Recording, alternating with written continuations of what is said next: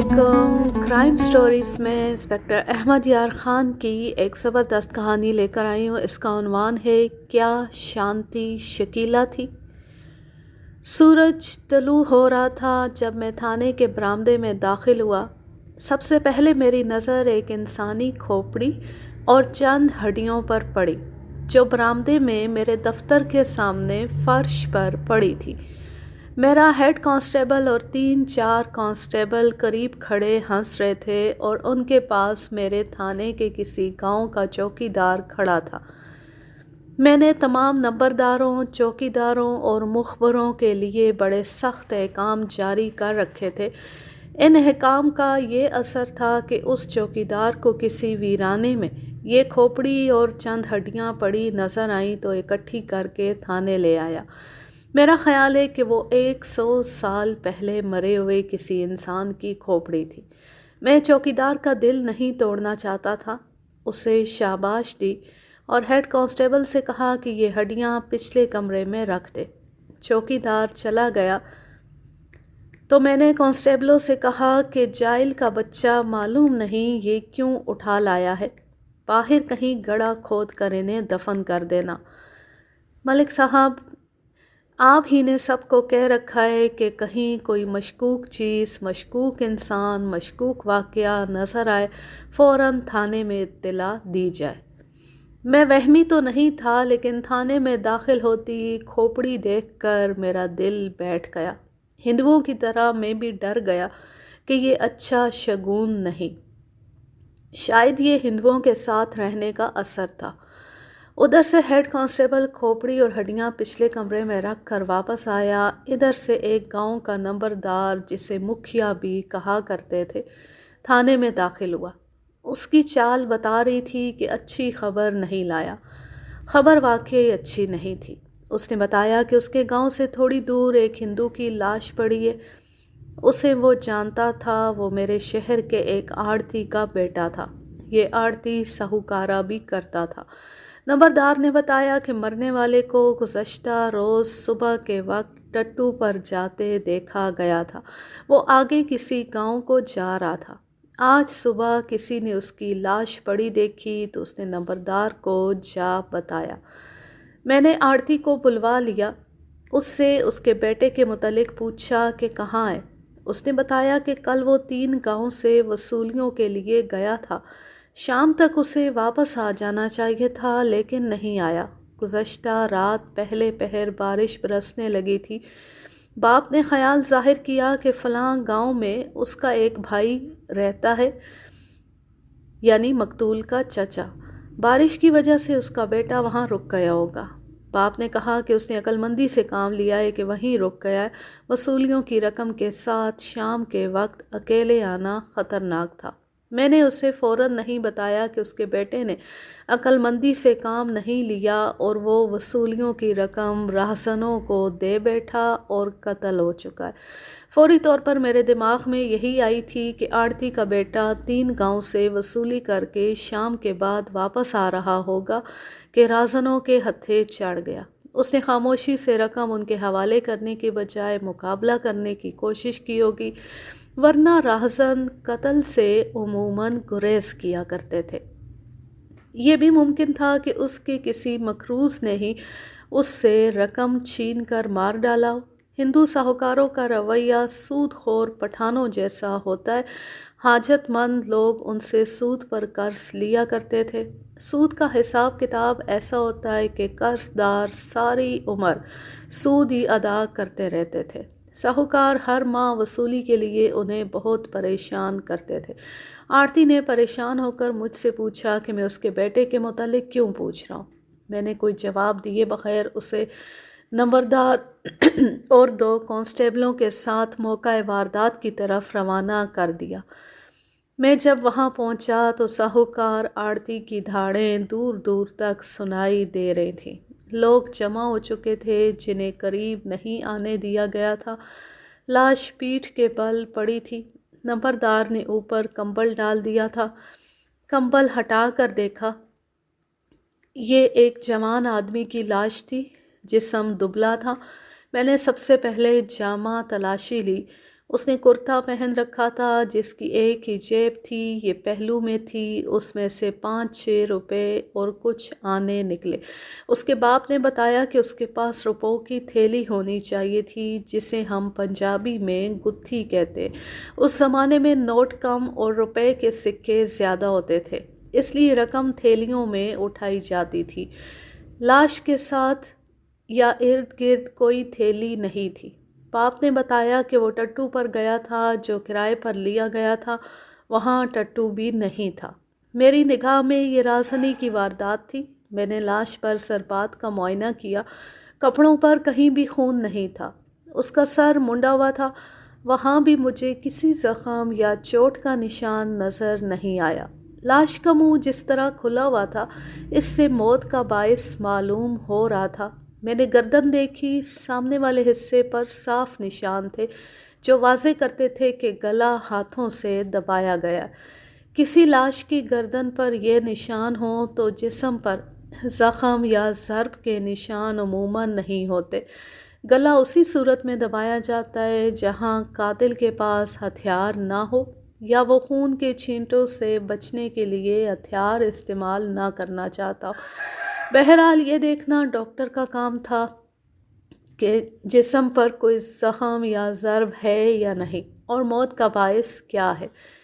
میں نے تفتیش کی بنیاد باندھنے کے لیے معائنہ کر لیا تھا۔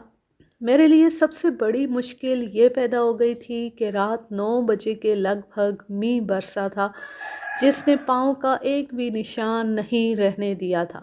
اگر وہاں تک مقتول ٹٹو پر سوار تھا تو ٹٹو کا بھی کوئی کھرا نہیں تھا۔ کھوجی میری کوئی مدد نہیں کر سکتا تھا۔ بارش نے زمین سے ساری شہادتیں دھو ڈالی تھیں۔ بارش سے یہ فائدہ ضرور ہوا تھا کہ کوئی درندہ باہر نہیں نکلا، ورنہ لاش پہچاننے کے قابل بھی نہ رہتی۔ میں نے اب لاش کو اس امید کے ساتھ غور سے دیکھنا شروع کیا کہ قاتل کی کوئی نشانی مل جائے۔ عام طور پر یوں ہوتا ہے کہ قاتل موقع واردات پر کوئی ایسی نشانی چھوڑ جاتا ہے جو سراغ رسانی میں مدد دیتی ہے۔ اس کے لیے غیر معمولی طور پر تیز نظر کی ضرورت ہوتی ہے۔ بعض نشانیاں ایسی ہوتی ہیں جن پر نظر کم ہی پڑتی ہے۔ میں نے لاش کے ارد گرد کچھ دور تک دیکھا، کچھ نہ ملا۔ اس کے کپڑوں کو دیکھا، ہاتھ دیکھے، انگلیاں اور ناخن دیکھے۔ جب میں نے اس کے بائیں ہاتھ کو ہاتھ میں لیا تو ایک چیز مل گئی۔ یہ اس کی انگوٹھی میں پھنسے ہوئے 3 بال تھے۔ ایک بال کم و بیش 1 فٹ لمبا تھا، دوسرا اس سے 2-3 انچ کم اور تیسرا اس سے بھی کم لمبا تھا۔ یہ بال بلا شک و شبہ کسی عورت کے تھے۔ اس کی انگوٹھی اوپر سے کشتی نما تھی۔ یہ فیشن انہی دنوں شروع ہوا تھا۔ شادی کی انگوٹھیاں اسی شکل کی بنتی تھیں۔ یہ فیشن زنانہ تھا، لیکن مردوں نے بھی ایسی انگوٹھیاں پہن لی تھی۔ مقتول کی شادی 2 سال پہلے ہوئی تھی۔ اس کے باپ نے بتایا کہ یہ اس کی شادی کی انگوٹھی تھی۔ کشتی نما حصے میں جالی سی بنی ہوئی تھی جس میں سے ایک تار ٹوٹ گیا تھا۔ بال اس تار نے پکڑے تھے۔ مجھے یہ خیال بھی آیا کہ یہ بال کسی سکھ کے بھی ہو سکتے ہیں۔ رازن سکھ ہوگا۔ اس نے مقتول کا گلا دبایا تو مقتول نے اس کے بال پکڑ لیے ہوں گے، لیکن میں نے اپنے اس خیال کو قبول نہیں کیا۔ ایک اس لیے کہ سکھ بال کھلے نہیں رکھتے، پگڑی کس کر باندھتے ہیں۔ دوسرے اس لیے کہ اس علاقے میں کوئی سکھ رازن میرے ریکارڈ پر نہیں تھا۔ یہ بال باریک تھے، عورت کے ہی ہو سکتے تھے۔ مجھے بہرحال 100% یقین تھا کہ یہ عورت کے بال ہیں۔ انگوٹھی کو دیکھ کر ہی مجھے خیال آیا کہ رازنوں کو سونے کی یہ انگوٹھی نظر نہیں آئی اور انہوں نے لاش کی جیب بھی نہیں دیکھی۔ جیب میں بھی کچھ رقم تھی۔ میں نے اس کی وجہ یہ سوچی کہ انہیں روپوں کی تھیلی مل گئی تھی، اس لیے انہوں نے کسی اور طرف دھیان نہ دیا۔ لاش پوسٹ مارٹم کے لیے بھجوا دی اور بال لپیٹ کر جیب میں رکھ لیے۔ میں نے نمبردار کو پرے لے جا کر مخبری کے متعلق ضروری ہدایات دی اور واپسی کے دوران سوچتا رہا۔ لاش قصبے سے 1.5-2 میل دور سے ملی تھی۔ یہ شہر دراصل قصبہ تھا۔ مجھے بار بار یہ خیال آتا تھا کہ یہ رازنی کی واردات نہیں، راہزن گلا نہیں دبایا کرتے تھے۔ یہ سوچ بھی آئی کہ مقتول ہندو تھا، بلکہ ہندو بنیا، جس سے اس دلیری کی توقع نہیں رکھی جا سکتی کہ اس نے راہزن یا راہزنوں کا مقابلہ کیا ہوگا۔ اس زمانے کے راہزن اور ڈاکو ایسے تھے کہ لوگ ان کے نام سے ہی ڈر جاتے تھے۔ بال عورت کے تھے اور عورت راہزن نہیں ہو سکتی تھی۔ مقتول کا باپ میرے ساتھ چلا آ رہا تھا۔ میں نے اس سے پوچھا کہ اس کا بیٹا کتنا دلیر ہے۔ اس نے بتایا کہ کوئی خاص دلیر نہیں، کاروبار میں تیز تھا۔ پھر میں نے اس کے چال چلن کے متعلق پوچھا۔ باپ نے جواب دیا کہ مقتول شادی شدہ تھا، اس میں کوئی بری عادت نہیں تھی، اس کی کسی کے ساتھ دوستی بھی نہیں تھی اور دشمنی بھی نہیں تھی۔ میں باپ سے امید نہیں رکھ سکتا تھا کہ وہ کہتا کہ اس کے بیٹے کا چال چلن ٹھیک نہیں تھا۔ میں نے پوچھا کہ مسلمانوں کے ساتھ اس کی دوستی تھی۔ باپ نے جواب دیا کہ مسلمانوں کے تو وہ سائے سے بھی دور بھاگتا تھا۔ پوسٹ مارٹم کا انتظام شہر میں ہی تھا۔ میں تھانے میں داخل ہوا تو دن کا تیسرا پہر گزر رہا تھا۔ کاغذی کارروائی مکمل کی اور سول ہسپتال چلا گیا۔ پوسٹ مارٹم میں کچھ زیادہ ہی وقت لگ گیا۔ رپورٹ یہ تھی کہ مقتول کو مرے تقریباً 20 گھنٹے گزر چکے۔ اس کا مطلب یہ تھا کہ پوسٹ مارٹم 12 بجے شروع ہوا تو موت کا وقت گزشتہ روز 4 بجے بعد دوپہر تھا۔ ڈاکٹر کہتا تھا کہ موت 2 اور 4 بجے کے درمیان واقع ہوئی ہے۔ معدے میں کھانے کی جو اشیاء گئی تھیں وہ اس نے نوٹ کر لی تھیں۔ اس نے رائے دی کہ یہ خوراک دوپہر کی ہو سکتی ہے۔ میں نے ڈاکٹر کو حیران ہو کر دیکھا اور کہا بھی کہ یہ تو ہو نہیں سکتا کہ لاش کل بعد دوپہر کی وہاں پڑی رہی اور کسی نے دیکھی نہیں۔ کوئی انسان نہ دیکھتا تو گرد فوراً پہنچ جاتے۔ بارش رات 9 بجے شروع ہوئی جو تیز تھی اور بجلی بھی چمکتی اور کڑکتی تھی۔ ایسے موسمی حالات میں کوئی مردار خور درندہ باہر نہیں نکلتا۔ قتل کا وقت رات 8 اور 9 بجے کے درمیان ہونا چاہیے، لیکن ڈاکٹر کو اپنی رائے پر پورا اعتماد تھا۔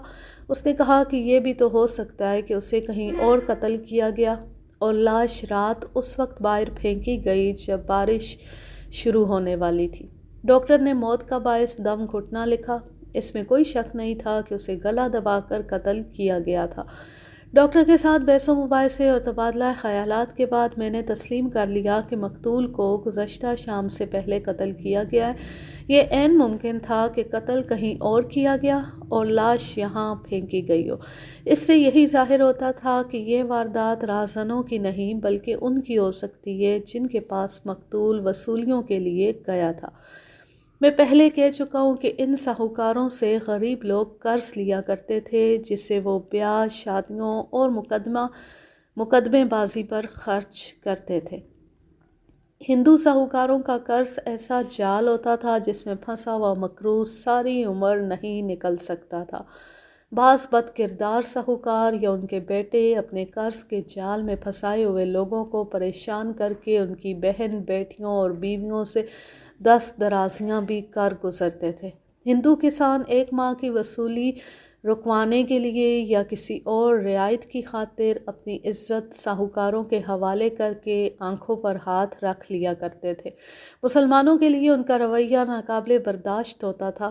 میرے دماغ میں یہ شک پیدا ہوا کہ مقتول کسی مسلمان کے گھر بدتمیزی کر کے جان سے ہاتھ دھو بیٹھا ہوگا۔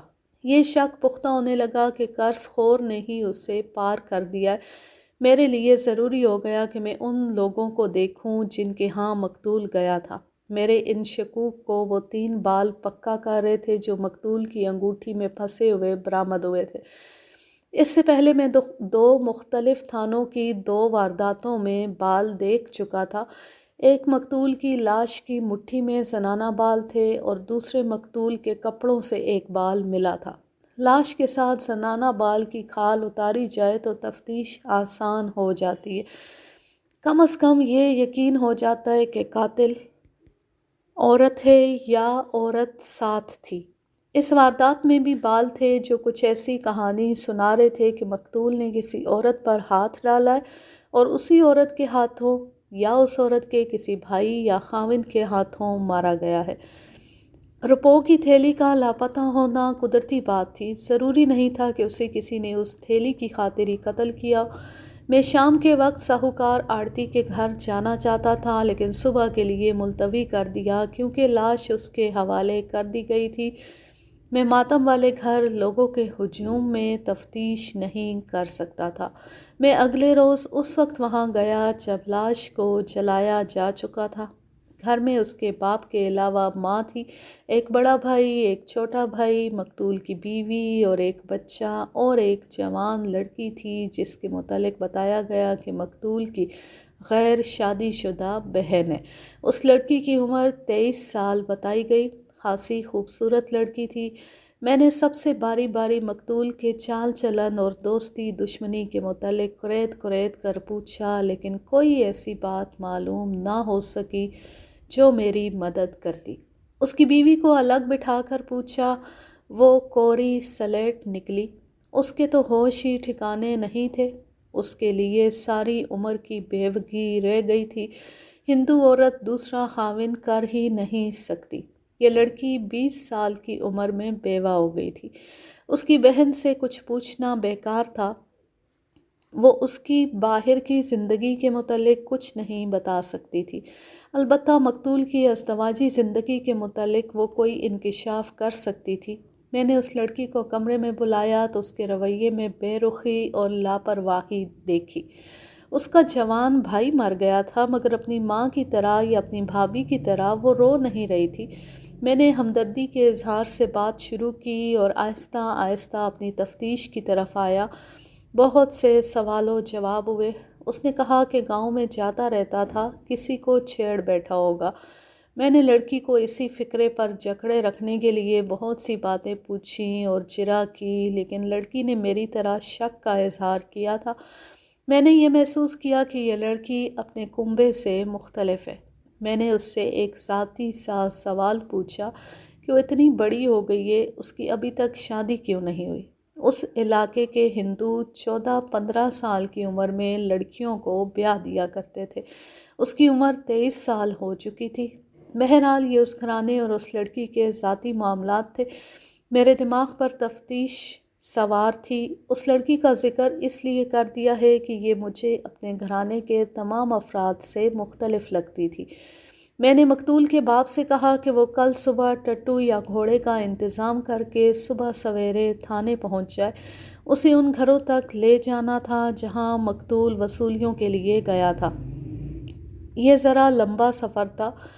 3 مختلف گاؤں تھے، شہر سے 2 سے 4 میل تک دور تھے۔ ان کا آپس میں بھی 2-2 میل کا فاصلہ تھا۔ مقتول کے باپ کو معلوم تھا کہ مقتول کو کہاں کہاں جانا تھا۔ اگلی صبح میرا قافلہ دیہات کی طرف چل پڑا۔ ہم سب سے پہلے قریبی گاؤں میں گئے۔ وہاں مقتول کو 2 گھروں میں جانا تھا۔ میں باری باری دونوں گھروں میں گیا۔ مقتول ان سے وصولیاں کر کے چلا گیا تھا۔ مجھے اچھی طرح یاد نہیں رہا کہ کہاں سے اس نے کتنی رقم وصول کی تھی۔ مجموعی طور پر 400 کے قریب تھی۔ میں نے دونوں گھروں کے تمام افراد کو اچھی طرح ٹھونک بجا کر دیکھا۔ ایک گھر میں ایک جوان بیوی تھی۔ میں نے اپنے انداز سے یہ معلوم کرنے کی کوشش کی کہ مقتول نے اس پر دست درازی تو نہیں کی تھی۔ مجھے کوئی ایسا اشارہ نہ ملا جس سے میرا یہ شک پختہ ہوتا، بلکہ شک اس طرح رفع ہو گیا کہ گاؤں کے کچھ لوگوں سے پوچھنے پر مجھے بتایا گیا کہ مقتول دونوں گھروں کے اندر نہیں گیا۔ باہر کھڑے کھڑے اسے رقم مل گئی تھی اور وہ ٹٹو پر سوار ہو کر چلا گیا تھا۔ اسے چائے پانی کے لیے رکنے کو کہا گیا تھا۔ وہ یہ کہہ کر چل پڑا تھا کہ فلاں فلاں گاؤں میں بھی جانا ہے اور شام سے پہلے گھر پہنچنا ضروری ہے۔ وہاں سے ہم دوسرے گاؤں گئے۔ وہاں بھی 2 گھر تھے جہاں سے اسے وصولیاں کرنی تھی۔ دونوں گھروں سے پتہ چلا کہ مقتول وہاں گیا ہی نہیں۔ اس سے مجھے کچھ شک ہوا۔ میں نے گہری تفتیش شروع کر دی۔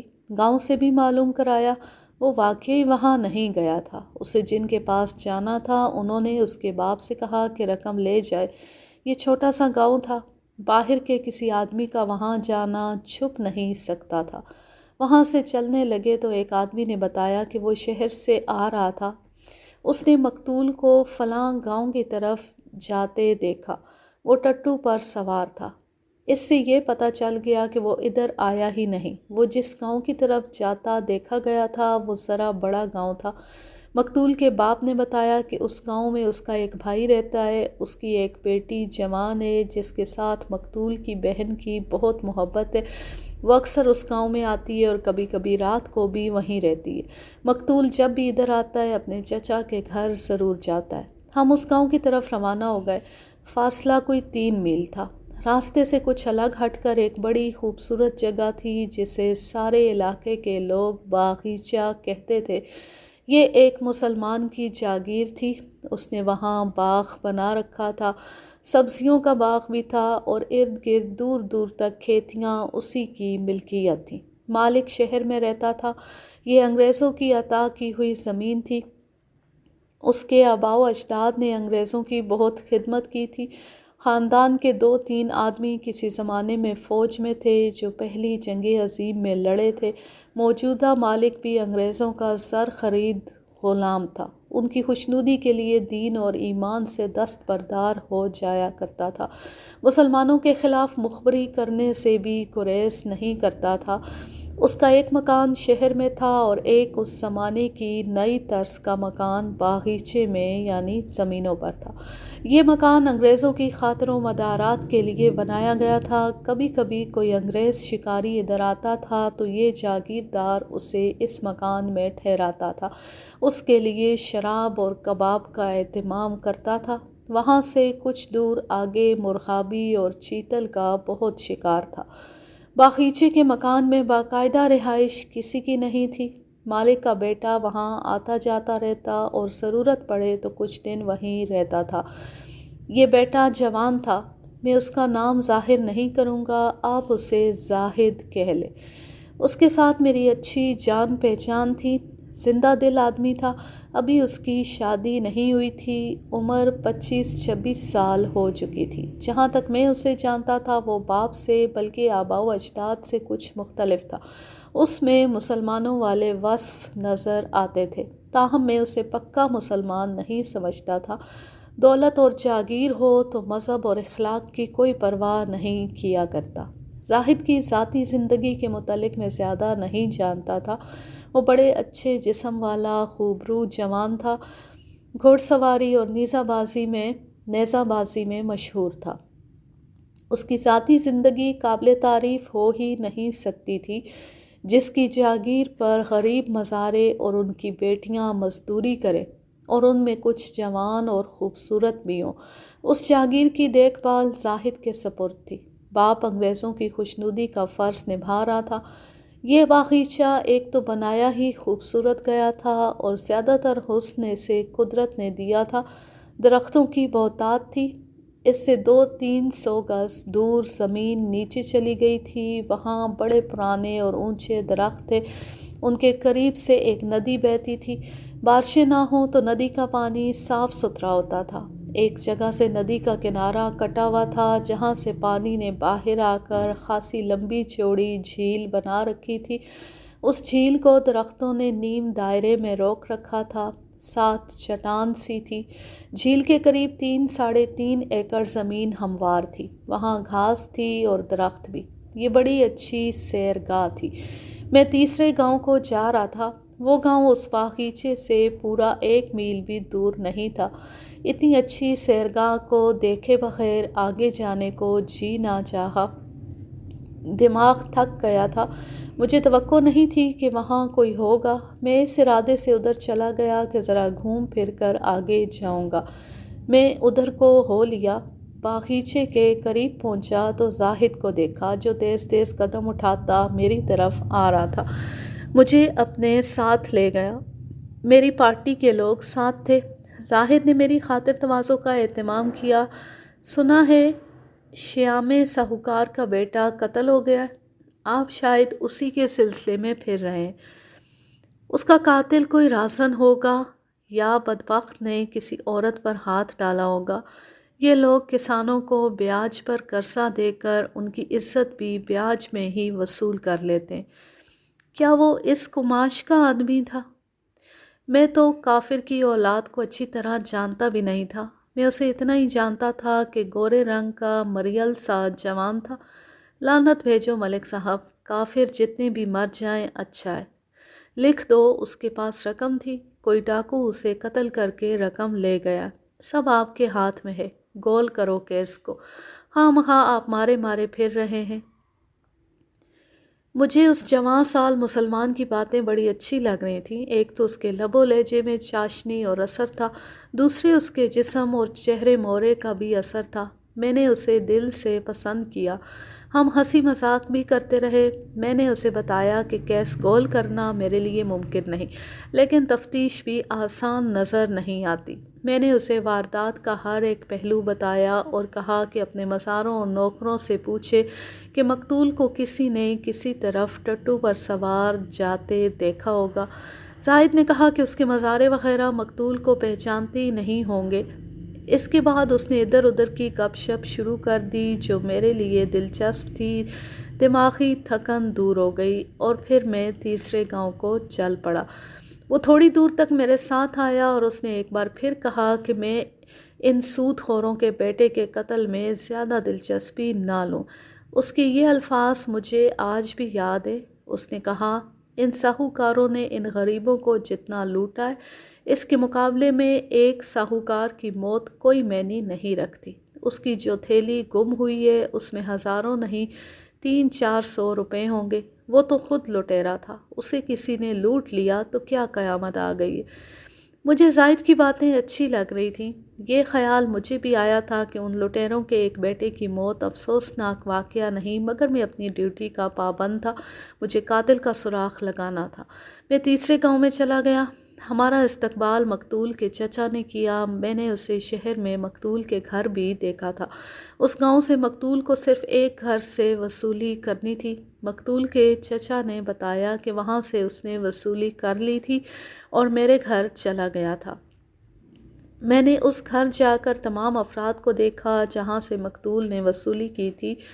وہاں ایک جوان لڑکی تھی۔ میں نے اس گھر کے تمام افراد سے پوچھا کہ مقتول نے ان کے ہاں کوئی بدتمیزی کی تھی۔ میں نے لڑکی سے بھی پوچھا، کسی نے بھی کوئی شکایت نہ کی۔ میں نے مقتول کے چچا سے کہا کہ شاید اسے معلوم ہو کہ مقتول نے کبھی کسی لڑکی پر دست درازی کی ہو۔ اس نے مقتول کی تعریفیں شروع کر دیں۔ میں نے اسے کہا کہ اگر وہ مقتول کے گناہوں پر پردہ ڈالے گا تو قاتل کا سراغ نہیں ملے گا۔ بہت ساری جرح کے بعد مجھے مقتول کے خلاف کوئی شکایت نہ ملی۔ ادھر ادھر سے پوچھا تو بھی بات وہی رہی۔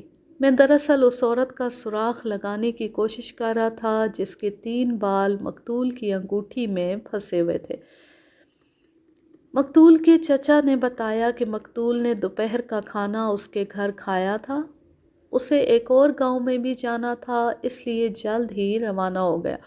میں نے پوچھا کہ مقتول نے کوئی ایسا ذکر کیا تھا کہ کسی کے ساتھ وصولی کے سلسلے میں اس کا جھگڑا ہو گیا؟ اس نے بتایا کہ ایسا کوئی ذکر نہیں ہوا تھا۔ چچا نے باتوں باتوں میں افسوس کا اظہار کیا کہ مقتول کی بہن بھی یہاں آئی ہوئی تھی۔ مقتول جب آیا تو اس کی بہن جھیل پر گئی ہوئی تھی۔ بیچارہ مرنے سے پہلے اپنی بہن کو بھی نہ دیکھ سکا۔ یہ وہی بہن تھی جسے میں نے مقتول کے گھر دیکھا تھا۔ معلوم ہوا کہ بھائی کے قتل سے 1 روز پہلے گاؤں اپنے چچا کے گھر گئی تھی۔ اس کے باپ نے مقتول سے کہا تھا کہ وصولیاں کر کے اپنی بہن کو ساتھ لیتے آنا۔ مقتول کو ابھی ایک اور گاؤں میں جانا تھا۔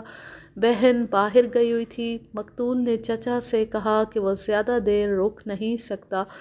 مقتول جس گاؤں جا رہا تھا وہاں سے ہم تفتیش کر آئے تھے، وہ وہاں تک نہیں پہنچا تھا۔ اس سے ظاہر ہوتا تھا کہ اسے راستے میں ہی کسی نے دھر لیا۔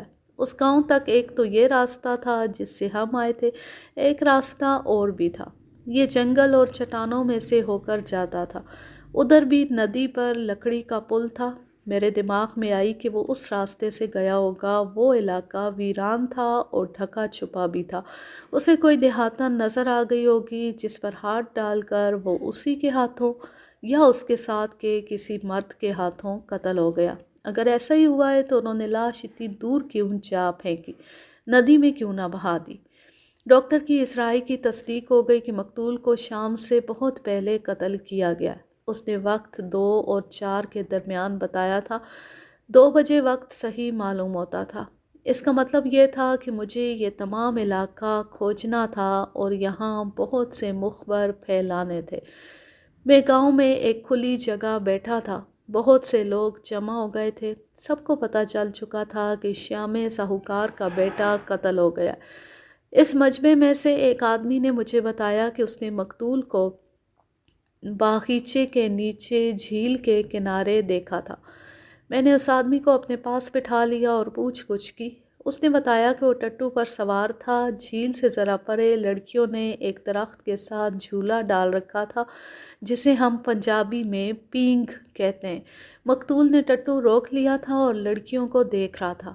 یہ آدمی ادھر سے گزر رہا تھا، وہاں رکا نہیں۔ اس نے یہ نہیں دیکھا کہ مقتول وہاں سے کس وقت چلا اور کس طرف گیا۔ میرے کئی ایک سوال پوچھنے پر معلوم ہوا کہ اس گاؤں کی لڑکیاں کبھی کبھی رسے لے کر اس خوبصورت جگہ چلی جاتی ہیں جس کے قریب ندی بہتی ہے، اور اوپر چلے جاؤ تو زاہد کا باغیچہ ہے، وہاں وہ پینگ ڈال کر جھولا کرتی تھیں۔ مقتول کی بہن اس گاؤں میں اپنے چچا کے گھر آئی تو چچا کی بیٹی اور گاؤں کی 7-8 ہندو لڑکیوں کے ساتھ وہ اس جگہ چلی گئی تھی۔ مقتول کے چچا نے کہا تھا کہ مقتول جب اس کے گھر آیا تو اس کی بہن سہیلیوں کے ساتھ باغیچے کے نیچے چلی گئی تھی۔ مجھے جب اس آدمی نے بتایا کہ اس نے مقتول کو اس جگہ کے قریب کھڑے دیکھا تھا تو مجھے خیال آیا کہ مقتول نے اپنی بہن کو وہاں دیکھا ہوگا اور اسے ضرور ملا ہوگا۔ مجھے یہ بھی یاد تھا کہ میں نے مقتول کے گھر اس لڑکی کے ساتھ باتیں کی تھیں تو اس نے یہ نہیں بتایا تھا کہ اسے بھائی ملا تھا۔ اگر وہ اسے ملا ہوتا تو وہ ضرور ذکر کرتی۔ اس لڑکی کا نام شانتی تھا۔ اس کے متعلق آپ کو پہلے بتا چکا ہوں کہ میں نے گھر میں اس کے انداز میں بے رخی اور لاپرواہی دیکھی تھی۔ میں نے یہ بھی محسوس کیا جیسے اسے بھائی کے مرنے کا اتنا غم نہ تھا جتنا ایک بہن کو ہونا چاہیے۔ یہ بھی اس کی لاپرواہی یا بے تعلقی کا ثبوت تھا کہ اس نے بھائی کو دیکھا اور پوچھ گچھ کے دوران مجھے نہ بتایا کہ اس نے آخری بار بھائی کو شہر سے دور فلاں جگہ دیکھا تھا۔ بہرحال میں نے اسے اہمیت نہ دی کہ شانتی نے مجھے کیوں نہ بتایا۔ ہو سکتا ہے یہ غم کی شدت ہو جسے میں بے رخی اور لاپرواہی سمجھ رہا تھا۔ مجھے تفتیش کی ایک اور سیڑھی مل گئی۔ میں نے ان تمام لڑکیوں سے بات کرنے کا فیصلہ کر لیا جو شانتی کے ساتھ گئی تھیں۔ ان سے یہ پتہ چل سکتا تھا کہ مقتول وہاں سے کس طرف گیا تھا اور کیا وہ اپنی بہن شانتی سے ملا تھا۔ میں نے مقتول کے چچا سے کہا کہ وہ ان تمام لڑکیوں کو اپنے گھر بلا لے۔ میں اس دوران لوگوں کو وہاں سے ہٹا کر نمبردار اور چوکیدار کو کچھ ہدایات دینے لگا۔ ان کے کرنے کا ایک کام تو یہ تھا کہ وہ ٹٹو کا سراغ لگائیں۔ کوئی آدھے گھنٹے بعد مجھے اطلاع دی گئی کہ لڑکیاں آ گئی ہیں۔ میں ایک کمرے میں بیٹھ گیا اور ایک لڑکی کو بلایا۔ میں ہر ایک سے الگ الگ تفتیش کرنا چاہتا تھا۔ اس لڑکی کی باتوں سے، میرے سوالوں اور جرح سے یہ معلوم ہوا کہ شانتی 8-10 روز بعد گاؤں آیا کرتی تھی۔ اسے باغیچے کے نیچے والی جگہ اتنی پسند تھی کہ لڑکیوں کو ساتھ لے کر وہاں جایا کرتی۔ لڑکیاں بھی سیر سپاٹے کی شوقین تھیں، وہاں جا کر پینگ ڈالتی اور آنکھ مچولی بھی کھیلا کرتی تھی۔ جھیل کا ایک کنارہ اوٹ میں تھا، وہاں وہ نہایا بھی کرتی تھی۔ اس لڑکی نے مقتول کو وہاں دیکھا تھا۔ وہ پہلے ذرا پرے کھڑا رہا۔ ایک لڑکی نے کہا کہ شانتی کا بھائی کھڑا ہے۔ اس وقت لڑکیاں پینگ جھول رہی تھیں۔ مقتول ان کے پاس چلا گیا اور شانتی کے متعلق پوچھا۔ اس وقت لڑکیوں کو پتہ چلا کہ شانتی ان میں نہیں ہے۔ یہ کوئی عجیب بات یا گھبرانے والی بات نہیں تھی۔ بعض اوقات 1-2 لڑکیاں کہیں گھومنے پھرنے یا نہانے کے لیے ادھر ادھر ہو جایا کرتی تھی، وہاں کسی قسم کا خطرہ نہیں تھا۔ مقتول کو اپنے درمیان دیکھ کر سب لڑکیاں اس کے گرد کھڑی ہو گئیں۔ ہر کسی کی زبان پر یہی الفاظ تھے کہ شانتی کہاں ہے؟ کسی کو معلوم نہ تھا۔ ان لڑکیوں کے گاؤں کی ایک غریب سی لڑکی ذرا اوپر کھڑی تھی۔ وہ شانتی کو بھی جانتی تھی اور اس کے بھائی کو بھی۔ وہ لڑکیوں کو ہنستا کھیلتا دیکھ رہی تھی۔ لڑکیاں جب مقتول کے گرد اکٹھی ہو گئی تو یہ لڑکی بھی نیچے آ گئی۔ اس نے لڑکیوں سے کہا کہ جھیل کی طرف جا کر شانتی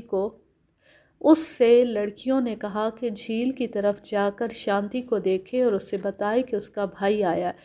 لڑکی نے جواب دیا کہ شانتی جھیل کی طرف نہیں گئی، اوپر باغیچے کی طرف گئی ہے۔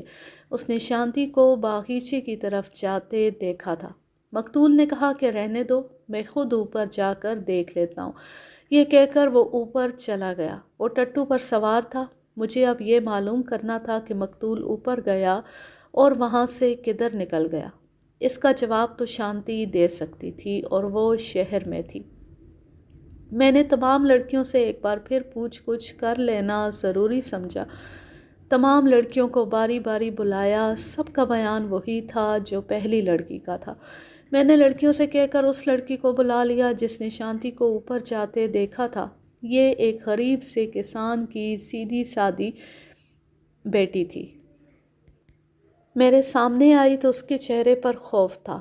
اس کی عمر 13-14 سال تھی۔ میں نے شفقت سے اس کے سر پر ہاتھ پھیرا اور پچکارا اور تسلی دلاسا دے کر اس کا خوف کم کیا۔ اس ڈری ہوئی سیدھی سادی لڑکی نے مجھے کسی اور ہی راستے پر ڈال دیا۔ اس نے نیچے آ کر جب یہ بتایا کہ شانتی اوپر باغیچے میں گئی ہے تو مقتول اوپر چلا گیا تھا۔ یہ لڑکی بھی اوپر چلی گئی تھی اور اس نے اچھی طرح دیکھا تھا کہ مقتول کہاں گیا۔ لڑکی نے بتایا کہ وہ اوپر کھڑی تھی۔ اس نے شانتی کو اوپر جاتے دیکھا۔ شانتی ایسے راستے سے جا رہی تھی جہاں وہ لڑکیوں کو نظر نہیں آ سکتی تھی۔ اوپر جا کر شانتی باغیچے کی طرف گئی۔ لڑکی اسے شک کی نظروں سے نہیں بلکہ شہری لڑکی سمجھ کر اشتیاق سے دیکھتی رہی۔ شانتی کے کپڑے بھی خوبصورت تھے، وہ خود بھی خوبصورت تھی اور اس کا رنگ بھی گورا تھا۔ اس لڑکی نے کہا کہ شانتی اسے بہت اچھی لگتی تھی۔ آگے پودوں کی باڑ تھی۔ شانتی اس میں سے آگے نکل گئی۔ کہیں سے زاہد نکلا۔ اس کمسن لڑکی نے دونوں کو ہنس ہنس کر باتیں کرتے دیکھا اور دونوں مکان کے اندر چلے گئے۔ لڑکی نے یہ بھی دیکھا کہ انہوں نے ایک دوسرے کے ہاتھ پکڑ رکھے تھے۔ لڑکی ذرا نیچے چلی گئی اور ان لڑکیوں کو دیکھنے لگی جو پینگ جھول رہی تھیں۔ تھوڑی دیر بعد ندی کے کنارے کنارے اسے مقتول آتا نظر آیا۔ وہ لڑکیوں سے ذرا دور رک گیا۔ وہ ٹٹو پر سوار تھا۔ ذرا وقفے کے بعد وہ لڑکیوں کے پاس چلا گیا۔ لڑکیاں اس کے گرد جمع ہو گئیں۔ یہ لڑکی بھی نیچے چلی گئی۔ وہ تماشا دیکھنے گئی تھی کہ لڑکیاں اس طرح شانتی کے بھائی کے گرد کیوں جمع ہو گئی ہیں۔ قریب جا کر اسے پتہ چلا کہ وہ اپنی بہن کے متعلق پوچھ رہا ہے۔ لڑکی نے اسے یہ تو بتا دیا کہ شانتی اوپر گئی ہے، لیکن یہ نہ بتایا کہ وہ جاگیردار کے بیٹے کے ساتھ اس کے مکان کے اندر چلی گئی ہے۔ نہ بتانے کی وجہ یہ تھی کہ شانتی کا بھائی برا منائے گا۔ مقتول ٹٹو پر سوار اوپر چلا گیا۔ یہ لڑکی بھی اوپر چلی گئی۔ اسے شانتی اور اس کے بھائی کے ساتھ کوئی دلچسپی نہیں تھی۔ وہ اوپر اس لیے گئی تھی کہ اس کی گائے اوپر چر رہی تھی۔ اوپر جا کر اس نے دیکھا کہ دوسری طرف سے شانتی کا بھائی بھی اوپر چڑھ رہا ہے۔ اس نے لڑکی کو دیکھ لیا اور اسے اپنے پاس بلا کر پوچھا کہ اس نے شانتی کو کس طرف جاتے دیکھا تھا۔ لڑکی نے بتانا مناسب نہ سمجھا۔ مقتول نے اسے ڈانٹ کر پوچھا تو لڑکی نے سر سے مکان کی طرف اشارہ کیا۔ مقتول شاید سمجھ گیا تھا۔ وہ مکان کی طرف گیا۔ لڑکی دور کھڑی دیکھتی رہی۔ مقتول مکان کے قریب جا کر ٹٹو سے اترا اور مکان کے برآمدے میں چلا گیا۔ وہاں سے آگے وہ لڑکی کو نظر نہیں آتا تھا۔ وہ شاید مکان کے اندر چلا گیا تھا۔ لڑکی نے اس واقعے کو کوئی اہمیت نہ دی۔ وہ اوپر ہی ادھر ادھر ٹہلتی رہی۔ میرے پوچھنے پر اس نے بتایا کہ ٹٹو باہر کھڑا رہا۔ بہت دیر بعد شانتی اندر سے نکلی اور بہت تیز تیز چلتی نیچے چلی گئی۔ اس کے ذرا دیر بعد زاہد باہر نکلا۔ اس نے اپنے ایک مزارے یا نوکر کو آواز دی۔ لڑکی نے مجھے وہ نام بھی بتایا جو زاہد نے پکارا تھا۔ وہ نوکر دوڑتا ہوا زاہد کے پاس گیا۔ زاہد نے اسے کچھ کہا۔ وہ آدمی زاہد کے پیچھے پیچھے اندر چلا گیا۔ پھر وہ باہر آیا اور ٹٹو کو پکڑ کر ایک اور طرف سے ندی کی طرف نیچے کو جانے لگا۔ ڈھلان اتر کر وہ ٹٹو پر سوار ہوا اور درختوں کی اوٹ میں کہیں غائب ہو گیا۔ اس کے بعد لڑکی نے نیچے کی طرف جا کر دیکھا۔ شانتی لڑکیوں کے پاس چلی گئی تھی۔ 2 لڑکیاں پینگ کے رسے کھولنے کے لیے درخت پر چڑھ رہی تھیں۔ انہوں نے رسے کھول دیے۔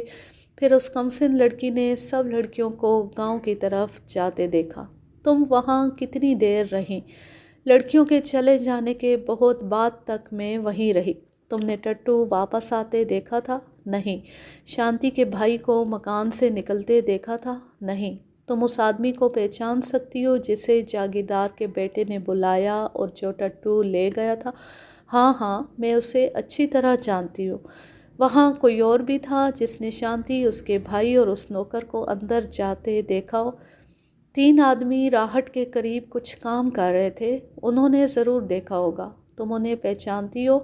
بہت اچھی طرح، میں ہر روز وہاں جاتی ہوں۔ میری تفتیش کا راستہ ہی بدل گیا تھا۔ اگر یہ لڑکی سچ بول رہی تھی تو اصل قصہ یہ ہو سکتا تھا کہ شانتی اور زاہد کی دوستی تھی۔ لڑکی نے بتایا تھا کہ وہ ایک دوسرے کا ہاتھ پکڑ کر مکان کے اندر گئے تھے اور وہ ہنس ہنس کر باتیں کر رہے تھے۔ یہ ان کی پہلی ملاقات نہیں ہو سکتی تھی۔ مقتول نے لڑکی سے ڈانٹ کر پوچھا تھا کہ شانتی کہاں گئی ہے، پھر وہ مکان کے اندر چلا گیا۔ اس میں کسی شک و شبے کی گنجائش نہیں تھی کہ وہ غصے میں اندر گیا تھا۔ اس کی غیر شادی شدہ بہن کا ایک غیر مرد کے ساتھ، وہ بھی ایک مسلمان کے ساتھ، مکان کے اندر جانا اس کے لیے ناقابل برداشت تھا۔ کچھ دیر بعد شانتی تیز تیز چلتی باہر آئی اور اس کے بھائی کا ٹٹو کوئی اور لے گیا۔ میرے سامنے یہ بھیانک سوال آ گیا، کیا شانتی کے بھائی کو زاہد نے قتل کر دیا ہے اور اس کا ٹٹو اپنے نوکر کے ہاتھوں غائب کرایا ہے؟ کیا مقتول کی انگوٹھی کے ساتھ اس کی اپنی بہن کے بال تھے؟ ان سوالوں کے جواب مجھے صرف زاہد دے سکتا تھا۔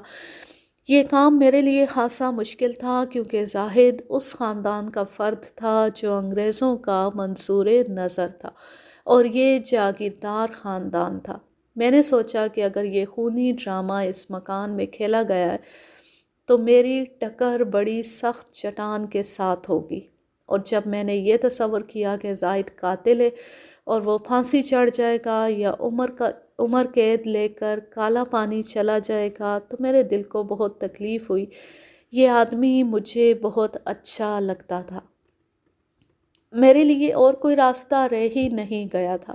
مجھے فوراً زاہد کو اور اس لڑکی کی نشاندہی پر اس کے اس نوکر کو شامل تفتیش کرنا تھا جو ٹٹو لے گیا تھا، اور ان نوکروں کو بھی جو اس وقت راہٹ پر کام کر رہے تھے۔ مجھے معلوم تھا کہ اس قسم کے جاگیرداروں کے نوکر ان کے جرائم میں مددگار ہوتے ہیں اور اس کے عوض انعام حاصل کرتے ہیں۔ ان سے کوئی بات اگلوانا آسان نہیں ہوتا۔ اگر یہ نوکر پکڑے جائیں تو جاگیردار رشوتیں دے کر انہیں چھڑا لیتے ہیں یا مقدموں کا خرچ اپنے ذمے لے لیتے ہیں۔ میں نے زاہد پر حملہ کرنے سے پہلے ضروری سمجھا کہ زمین پختہ کر لوں۔ میں نے لڑکیوں کو ایک بار پھر باری باری بلانا شروع کیا۔ اب میرا دماغ کسی اور رخ پر چلا گیا تھا۔ اس میں اب یہ سوچ آ گئی تھی کہ اگر مقتول زاہد کے مکان میں شانتی کے سامنے قتل ہوا ہے تو شانتی جب وہاں سے نکل کر لڑکیوں کے پاس گئی تو اس کی ذہنی حالت نارمل نہیں ہونی چاہیے تھی، اس کے چہرے پر گھبراہٹ لازمی تھی۔ شانتی جب واپس آئی تو تم نے اس سے پوچھا تھا کہ کہاں چلی گئی تھی؟ میں نے پہلی لڑکی سے پوچھا۔ تم نے اس سے پوچھا ہوگا کہ اسے بھائی ملا تھا یا نہیں؟ ہاں، اس نے کہا تھا کہ اسے بھائی نہیں ملا۔ تم نے اس سے یہ بھی پوچھا ہوگا کہ وہ اتنی گھبرائی ہوئی کیوں ہے؟ میرے تیر نشانے پر لگ رہے تھے، لڑکی نے کہا۔ یہ بھی پوچھا تھا، وہ کہتی تھی کہ دوڑتی آئی ہوں، سانس پھول گیا۔ اس کا سانس بہت پھولا ہوا تھا؟ سانس تو اتنا پھولا ہوا نہیں تھا، گھبرائی ہوئی زیادہ تھی۔ اس لڑکی سے میں نے اور بھی بہت سے سوال پوچھے اور اسے دوسرے دروازے سے باہر جانے کو کہہ کر یہ سختی سے کہا کہ اب وہ دوسری لڑکیوں کے پاس نہ جائے۔ اس کے بعد میں نے دوسری لڑکی کو بلایا، اس سے بھی میں نے کہلوا لیا کہ شانتی واپس آئی تو گھبرائی ہوئی تھی۔ میں نے باری باری تمام لڑکیوں سے جو 7 یا غالباً 8 تھیں اپنے مطلب کی معلومات لے لیں۔ یہ ثابت ہو گیا کہ شانتی ہنسنے کھیلنے والی لڑکی تھی، مگر جب وہ واپس آئی تو گھبراہٹ میں تھی۔ اس نے لڑکیوں کے پاس پہنچتے ہی کہا کہ چلو گھر چلیں۔ لڑکیاں ابھی نہیں جانا چاہتی تھیں، لیکن شانتی نے رنگ میں ایسی بھنگ ڈالی کہ پینگ کے رسے کھول دیے۔ زیادہ تر لڑکیاں ناراض ہو گئی تھیں۔ انہوں نے آپس میں اس قسم کی باتیں بھی کی کہ شانتی کو بھائی نے اوپر جا کر ڈانٹا ہے اور شاید بہن بھائی کا جھگڑا بھی ہو گیا، مگر شانتی کہتی تھی کہ اس نے بھائی کو دیکھا ہی نہیں۔ ان لڑکیوں میں دو کچھ ہوشیار اور تیز ترار تھیں۔ انہوں نے میری بہت مدد کی۔ میں نے یہ معلوم کرنے کے لیے کہ زاہد کے ساتھ شانتی کی پہلے سے دوستی ہے، ان لڑکیوں سے سیدھا سوال کرنے کے بجائے یوں پوچھا کہ شانتی یہاں اکثر آتی ہے اور لڑکیوں کو باغیچے کے نیچے لے جاتی ہے، کیا اس سے پہلے کبھی وہ ان سے کچھ دیر کے لیے غائب ہوئی ہے؟ میں نے یہ سوال دونوں لڑکیوں سے الگ الگ پوچھا۔ ایک نے بتایا کہ وہ ہر بار اسی طرح غائب ہو جاتی ہے۔ میرے دوسرے سوال کا وہ جواب نہ دے سکی یا صحیح جواب دینا ہی نہ چاہتی تھی۔ دوسرا سوال یہ تھا کہ کیا اس نے کبھی اس سے پوچھا ہے کہ وہ کہاں چلی جاتی ہے؟ لڑکی نے صاف کہہ دیا کہ کبھی نہیں پوچھا۔ دوسری لڑکی نے میرے دونوں سوالوں کا جواب دیا۔ اس نے بھی کہا کہ وہ ہر بار کچھ دیر کے لیے غائب ہو جاتی ہے۔ دوسرے سوال کے جواب میں اس نے کہا، اگر آپ میرا نام نہ لیں تو میں آپ کو سچی بات بتا دوں، وہ اس مسلمان کے پاس جاتی ہے۔ ہم جب کبھی شانتی کے ساتھ وہاں جاتی ہیں وہ آدمی باغیچے میں موجود ہوتا ہے، مگر ہم شانتی سے کچھ کہتی نہیں۔ ساہوکار کی بیٹی ہے، شہریوں کے طریقے کچھ اور ہوتے ہیں۔ لڑکی کو شاید یہ معلوم نہیں تھا کہ میں مسلمان ہوں۔ اس نے کہا، مسلمانوں کے ساتھ میل جول بہت بری بات ہے۔ یہ ثابت ہو گیا کہ مقتول باغیچے کے مکان میں قتل ہوا ہے اور اس قتل کا باعث شانتی ہے۔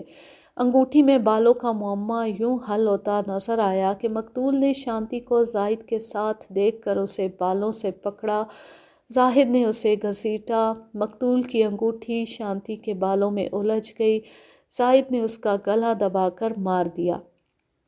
اس دھینگا مشتی میں شانتی کے بال ٹوٹ کر انگوٹھی میں الجھ گئے۔ میں سمجھ گیا کہ میں جب مقتول کے گھر گیا تھا تو شانتی نے بے رخی اور لاپرواہی کا مظاہرہ کیوں کیا تھا۔ اسے بھائی کے مرنے کا افسوس نہیں تھا۔ مقتول نے اس کے رنگ میں بھنگ ڈالی تھی۔ مجھے زاہد کی باتیں بھی یاد آئیں جو اس نے میرے ساتھ کی تھیں۔ اس نے مجھے کہا تھا کہ میں اس قتل کو گول کر دوں اور لکھ دوں کہ اسے کسی رازن یا ڈاکو نے روپوں کی تھیلی کی خاطر قتل کر دیا ہے۔ میں اس وقت یہ سمجھ رہا تھا کہ زاہد یہ باتیں ہندوؤں کی نفرت کی وجہ سے کر رہا ہے۔ اب مجھ پر واضح ہوا کہ وہ کسی اور پس منظر میں بات کر رہا تھا۔ اس کا مقصد مجھ پر روشن ہو گیا۔ سورج غروب ہونے والا تھا۔ میں اتنے اہم انکشاف کے بعد اگلی کارروائی کو اگلے روز کے لیے ملتوی نہیں کر سکتا تھا۔ میرے ساتھ ایک ہیڈ کانسٹیبل اور 4 کانسٹیبل تھے۔ مجھے انہی سے کام چلانا تھا۔ اتنے بڑے آدمی کے بیٹے کو پکڑنے میں صورتحال بگڑ بھی سکتی تھی۔ یہ خطرہ بھی تھا کہ زاہد مقابلے پر اتر آئے گا۔ اس کے پاس بندوق یا ریوالور یا دونوں ہتھیار ہوں گے۔ میرے کانسٹیبلوں کے پاس لاٹھیاں اور 2 ہتھکڑیاں تھیں۔ صرف ایک ریوالور تھا جو میرے پاس تھا۔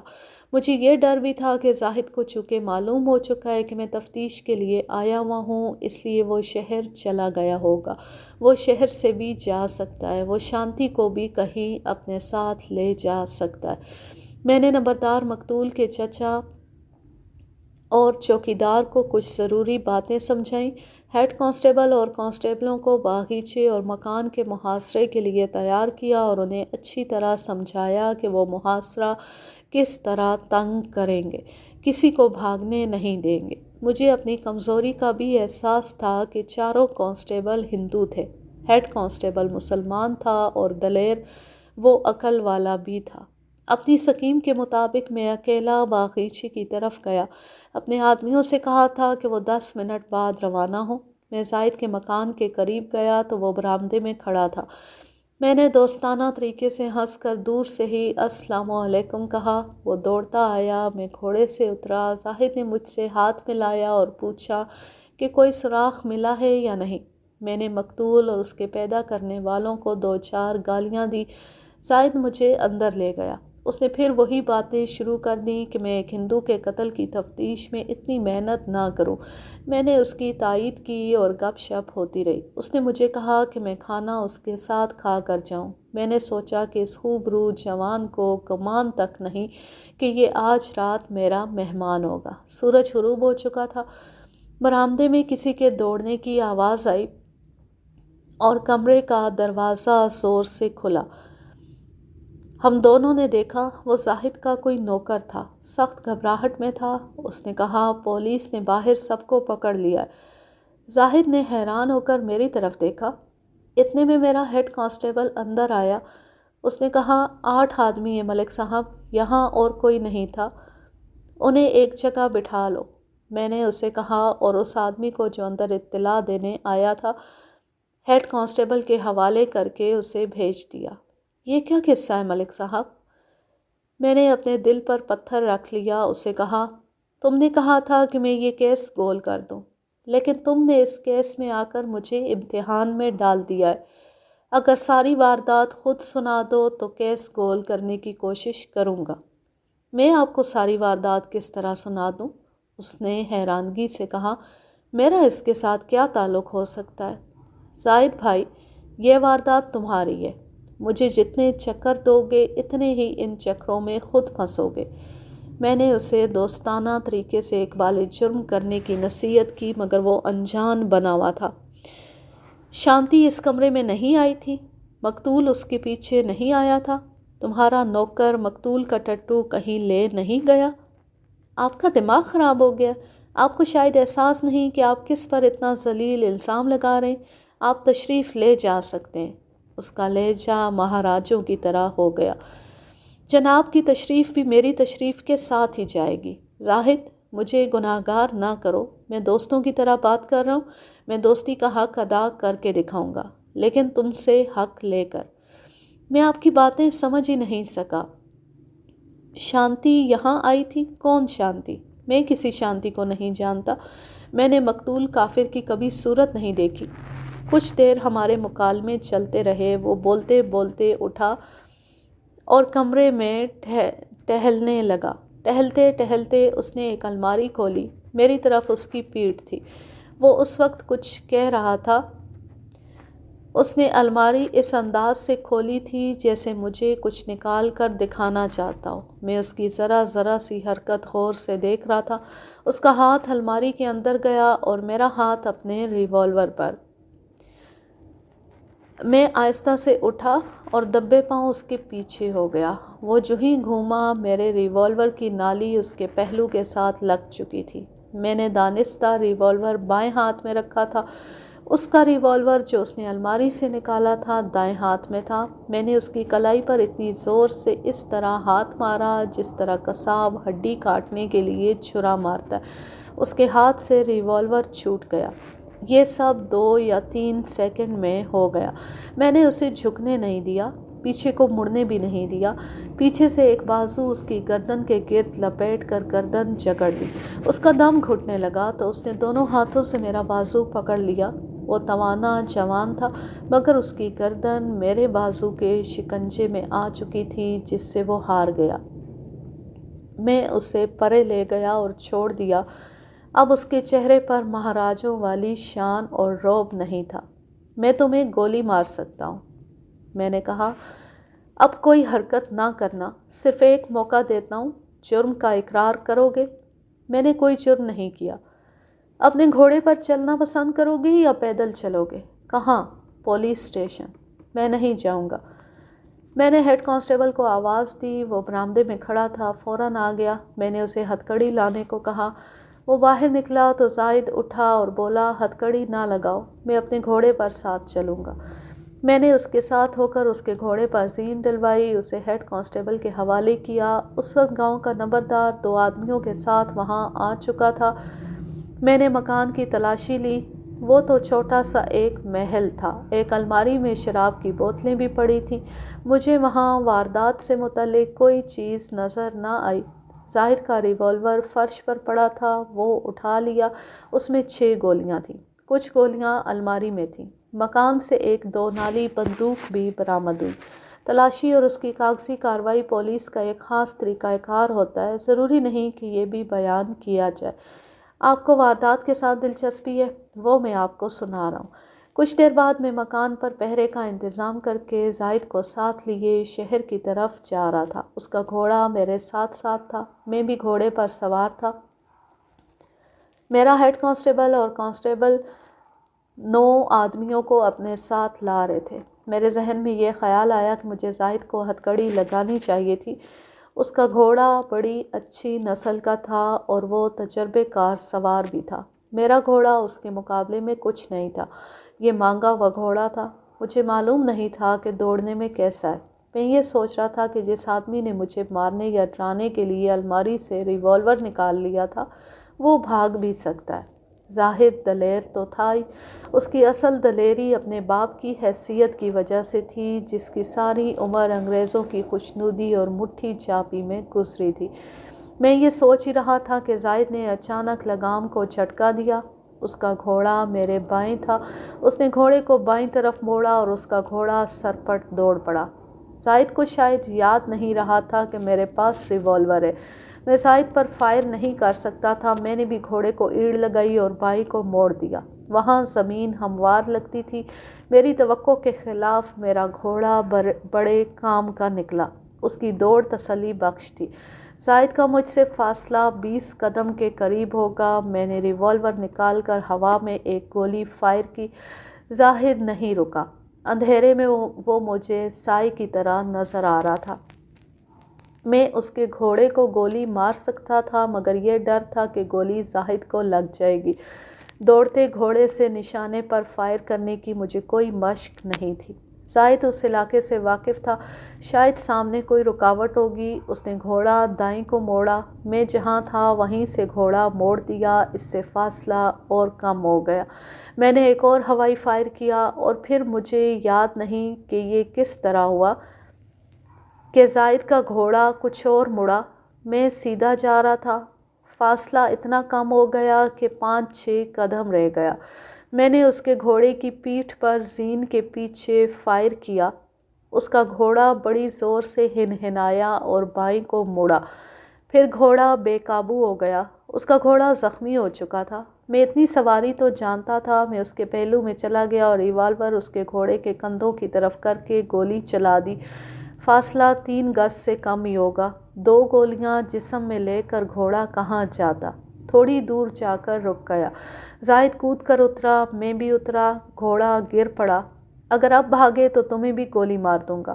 اسے اپنے گھوڑے کے قریب لے جا کر اس کے ہاتھ پیٹھ پیچھے کیے اور گھوڑے کی لگام کے ساتھ کس کر باندھ دیے۔ پھر میں نے اپنے ہیڈ کانسٹیبل کو آوازیں دینی شروع کر دیں۔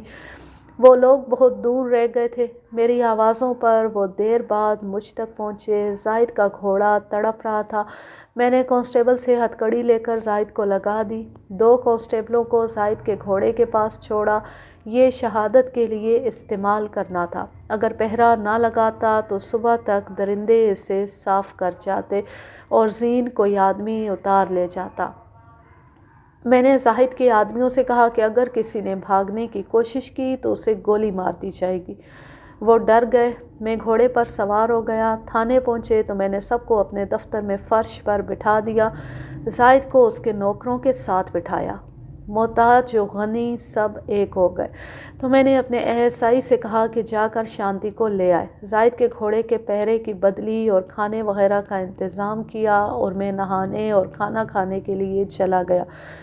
میں نے ملزم پکڑ لیے تھے لیکن اس سے میرا کام ختم نہیں ہوا بلکہ مشکلات وہیں سے شروع ہوتی تھیں۔ شانتی ہندو تھی۔ اس میں مشکل یہ کہ وہ علاقہ ہندو اکثریت کا تھا۔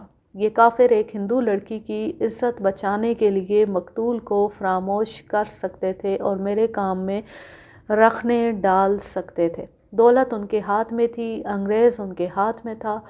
یہی مشکل مجھے زاہد کے باپ کی طرف سے نظر آ رہی تھی۔ وہ گورنر تک پہنچنے والا آدمی تھا، اس لحاظ سے میں اسے بھی ہندوؤں کی قطار میں شامل کرتا تھا۔ میں مسلمان تھا اور پردیسی مسلمان، گویا اس کیس کا ایک سیاسی یا مذہبی پہلو بھی تھا۔ میں عدالت میں مقدمہ ہارنے کے لیے تیار نہیں تھا۔ صرف ایک پہلو مجھے روشن نظر آتا تھا، وہ یہ کہ مقتول ہندو اور قاتل مسلمان تھا۔ اس پہلو کو دیکھ کر مجھے امید بندھتی تھی کہ ہندو مجھ پر نظر رکھیں گے کہ میں مسلمان ملزموں کی مدد تو نہیں کر رہا۔ اس کا مجھے بے حد قلق تھا، مگر مسلمان کا جرم دیکھیں کہ اس نے مجھے مارنے کے لیے ریوالور نکالا اور فرار ہونے کی کوشش بھی کی۔ میں کم و بیش 2 گھنٹوں بعد تھانے میں گیا۔ آدھی رات ہونے کو تھی۔ شانتی الگ کمرے میں بیٹھی تھی، باقی ملزم میرے کمرے میں تھے۔ انہیں پانی کا ایک گھونٹ بھی نہیں پینے دیا گیا تھا۔ میں نے شانتی کو اپنے ساتھ لیا اور اپنے دفتر میں لے گیا۔ اس کے ساتھ کوئی بات نہ کی۔ उसे मुलजिमों के सामने खड़ा कर दिया। उसने सबको देखा, जाहिद को भी देखा। मैं उसे फिर दफ्तर से बाहर ले गया। पीछे एक और कमरा था जिसकी वीरानी और हैबत के हम आदी हो चुके थे, लेकिन नए आदमी का वहाँ दम घुटने लगता था। बड़ा ही गंदा कमरा था। छत और दीवारों के साथ बहुत ही पुराने जाले थे। मुझसे पहले थानेदारों ने उसे इसी तरह रहने दिया था। मैंने भी उसकी सफाई नहीं कराई। ये तफ्तीश के लिए रखा गया था। इसे थाने वाले पिछला कमरा कहते थे। उसमें किसी मुलजिम को अकेला छोड़ देना ही अज़ियतनाक था। वहाँ रात रात भर मुलजिमों को जिस्मानी और ज़हनी अज़ियतें दी जाती थीं।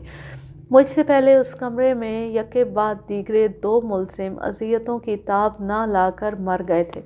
मैं अब शांति जैसी खूबसूरत लड़की को वहाँ ले जा रहा था। मेरे पीछे पीछे एक कांस्टेबल लालटेन उठाए दौड़ता आया और जाकर लालटेन कमरे में रख दी। मैं जब उस कमरे में दाखिल हुआ तो मेरी नज़र उस इंसानी खोपड़ी और हड्डियों पर पड़ी जो 2 रोज़ पहले एक चौकीदार कहीं से उठा लाया था।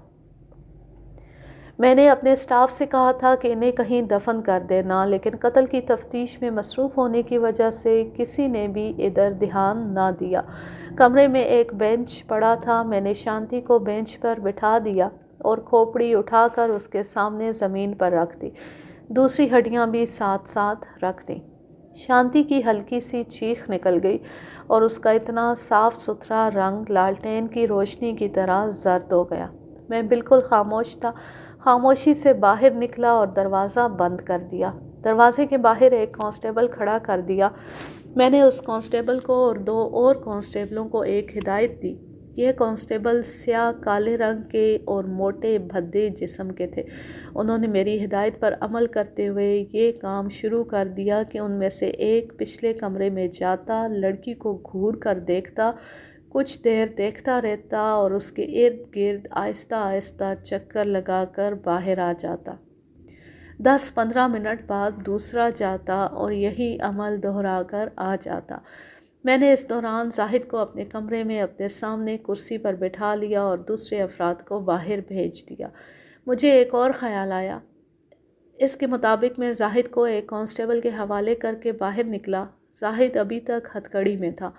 मैंने बाहर उन 9 अफराद से कहा, तुम सब गरीब आदमी हो, अपनी मेहनत की कमाई खाते हो।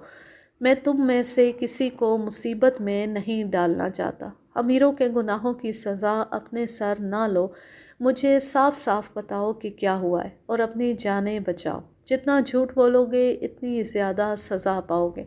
उस लड़की ने मुझे सारी वारदात सुना दी है। तुम्हारा आका भी मान गया।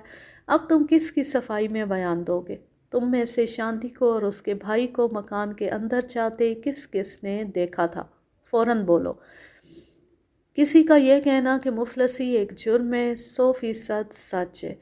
उन गरीब मज़ारों और नौकरों से ये रुपए पैसे वाले लोग जुर्म कराते थे, उनसे झूठ बुलवाते थे, खुद शराब पीते और उन्हें इनाम के तौर पर ज़रा अच्छी किस्म की रोटी दे देते थे। बच्चों का पेट भरने के लिए ये मुफलिस लोग अपना दीन और धर्म बर्बाद करते थे। उन बदनसीबों में से 9 मेरे सामने बैठे थे। वो अपने आका के गुनाह के मुलजिम थे। मैंने उन्हें हमदर्दी के लहजे में धमकी दी तो उनकी ये हालत हो गई जैसे उनके लिए फ़ैसला करना मुमकिन नहीं कि वो आका की तरफदारी करें या थानेदार की। उनके लिए दोनों तरफ लानत और मुसीबत थी। उनमें से एक ने इजहार कर भी दिया और वो रो पड़ा। मैंने उनका हौसला बढ़ाया, नताइज से भी ख़बरदार किया तो उन्होंने एक दूसरे की तरफ देखा। उनमें एक बूढ़ा था। उसने सबसे कहा कि दरोगा जी जो पूछते हैं बता दो। 3 आदमियों ने हाथ खड़े कर दिए। मैं उन्हें अलग ले गया कि तीनों इकट्ठे बताओ तुमने क्या देखा था। उनमें से एक ने बताना शुरू किया, दूसरे 2 उसे लुक़मे देते रहे। ये तीनों मकान में मुलाजिम थे। मालूम हुआ कि 1 साल गुज़रा शांति पहली बार इस मकान में आई थी। तूफ़ानी बारिश शुरू हो गई थी। इतना तेज़ झक्कड़ था कि कई दरख्त टूट गए थे। नदी में सैलाब आ गया था। नीचे नदी के किनारे मकतूल के चचा के गांव की लड़कियां खेल रही थीं। जाहिद शायद बरामदे में था।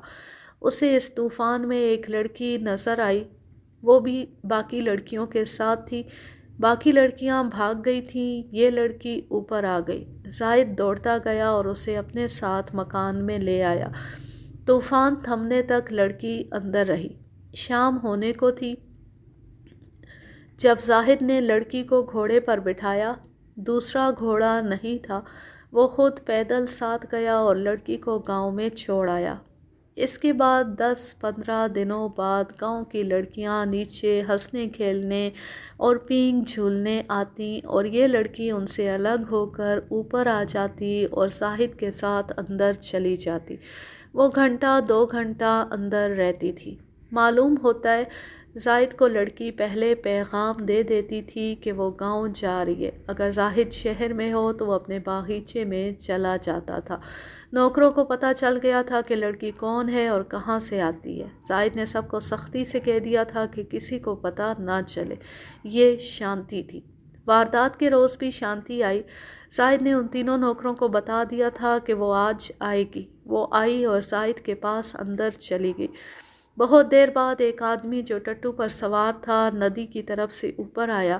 اس نے ایک دیہاتی لڑکی کے پاس رک کر کچھ پوچھا، پھر وہ سیدھا مکان تک گیا اور ٹٹو سے اتر کر اندر چلا گیا۔ معلوم نہیں اندر کیا ہوا۔ زیادہ دیر نہیں گزری تھی کہ زاہد نے باہر آ کر ایک نوکر کو آواز دی۔ نوکر آیا تو زاہد نے اسے کچھ کہا۔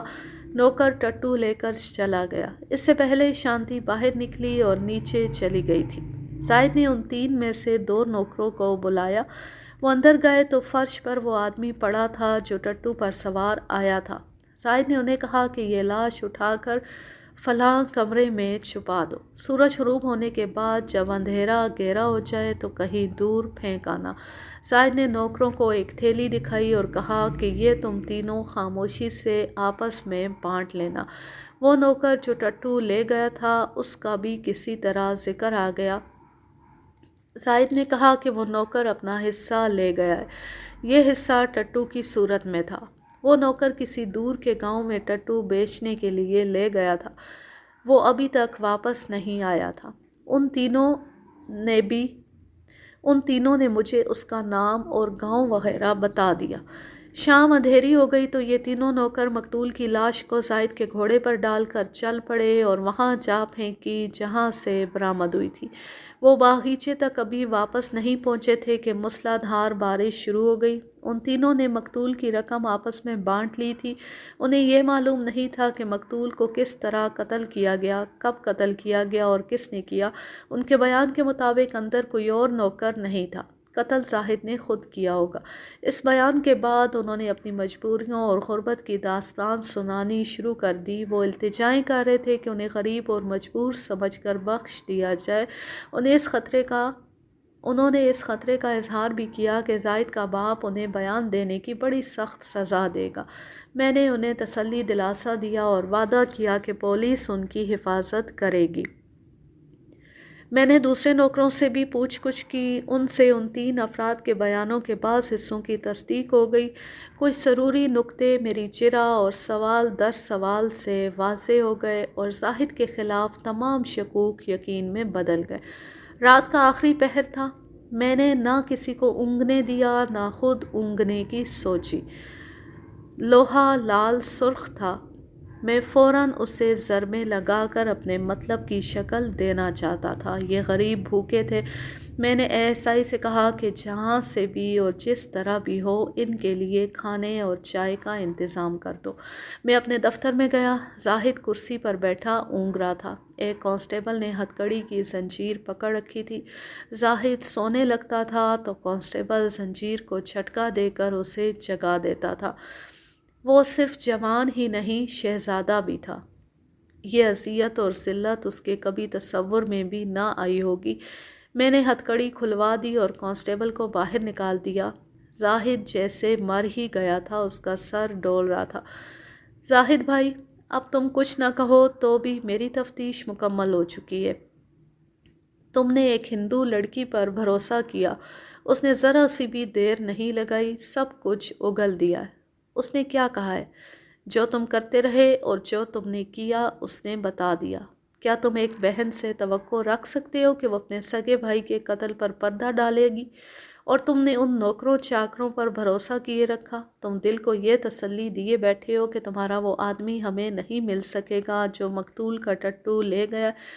میں نے اس کا نام اور اس کے گاؤں کا نام اسے بتایا اور کہا وہ کل یہاں ٹٹو سمیت آ جائے گا۔ تم نے مجھ پر گولی چلانے کے لیے ریوالور نکالا اور حراست سے بھاگنے کی کوشش کی۔ اگر تم اقبال جرم کر لو تو میں تمہارے باقی 2 جرم مقدمے میں شامل نہیں کروں گا۔ وہ ضد کر رہا تھا کہ میں اسے پہلے یہ بتاؤں کہ شانتی نے کیا بیان دیا ہے۔ میں اسے بتا نہیں رہا تھا۔ بتاتا کیا؟ شانتی کے ساتھ تو ابھی میری بات ہی نہیں ہوئی تھی۔ سنو ملک صاحب، آپ معمولی سے تھانے دار ہیں، داروغہ کی حیثیت ہم جانتے ہیں کیا ہوتی ہے۔ آپ جیسے 4 داروغے مل کر ساری عمر اتنا نہیں کما سکتے جتنا میں آپ کو 1 منٹ میں دے دوں گا۔ اگر آپ رقم کو ہاتھ میں لینے سے ڈرتے ہیں تو مجھے اپنے گھر کا پتہ بتائیں، رقم وہاں پہنچ جائے گی۔ اگر اس سے دگنی رقم بھی میرے آگے رکھ دو تو بھی تم یہاں سے نکل نہیں سکو گے۔ تمہیں مسلمان سمجھ کر تمہارے ساتھ دوستانہ باتیں کر رہا ہوں، مجھے تمہارے بیان کی ضرورت ہی نہیں۔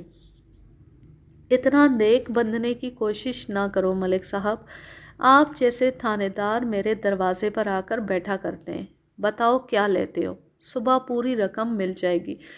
لکھ دو مقتول کو رہزنوں نے قتل کیا ہے۔ میں رہزن کہاں سے لاؤں گا؟ صرف لکھ دینے سے میرا کام ختم نہیں ہوتا۔ گورنمنٹ قاتل مانگے گی، رہزن میں دوں گا۔ آپ ڈھیلا سا مقدمہ بنا لینا، بری ہم کرا لیں گے، آپ کا فرض پورا ہو جائے گا۔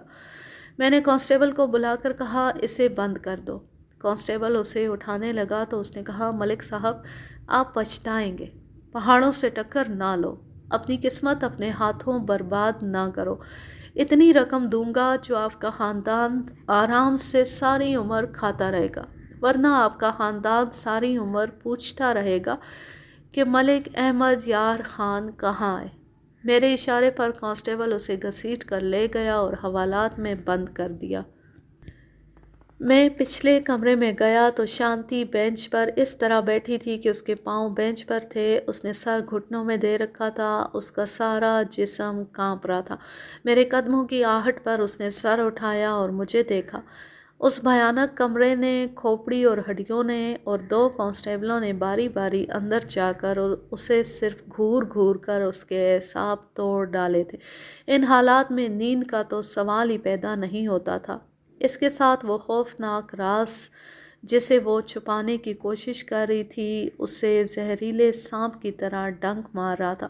مجھے دیکھتی وہ جلدی سے اٹھی اور میرے پاؤں میں گر پڑی۔ اس نے میرے پاؤں پکڑ لیے، پھر میری ٹانگوں کے ساتھ لپٹ کر سر میرے ایک گھٹنے کے ساتھ لگا کر کچھ کہے بغیر کانپنے لگی۔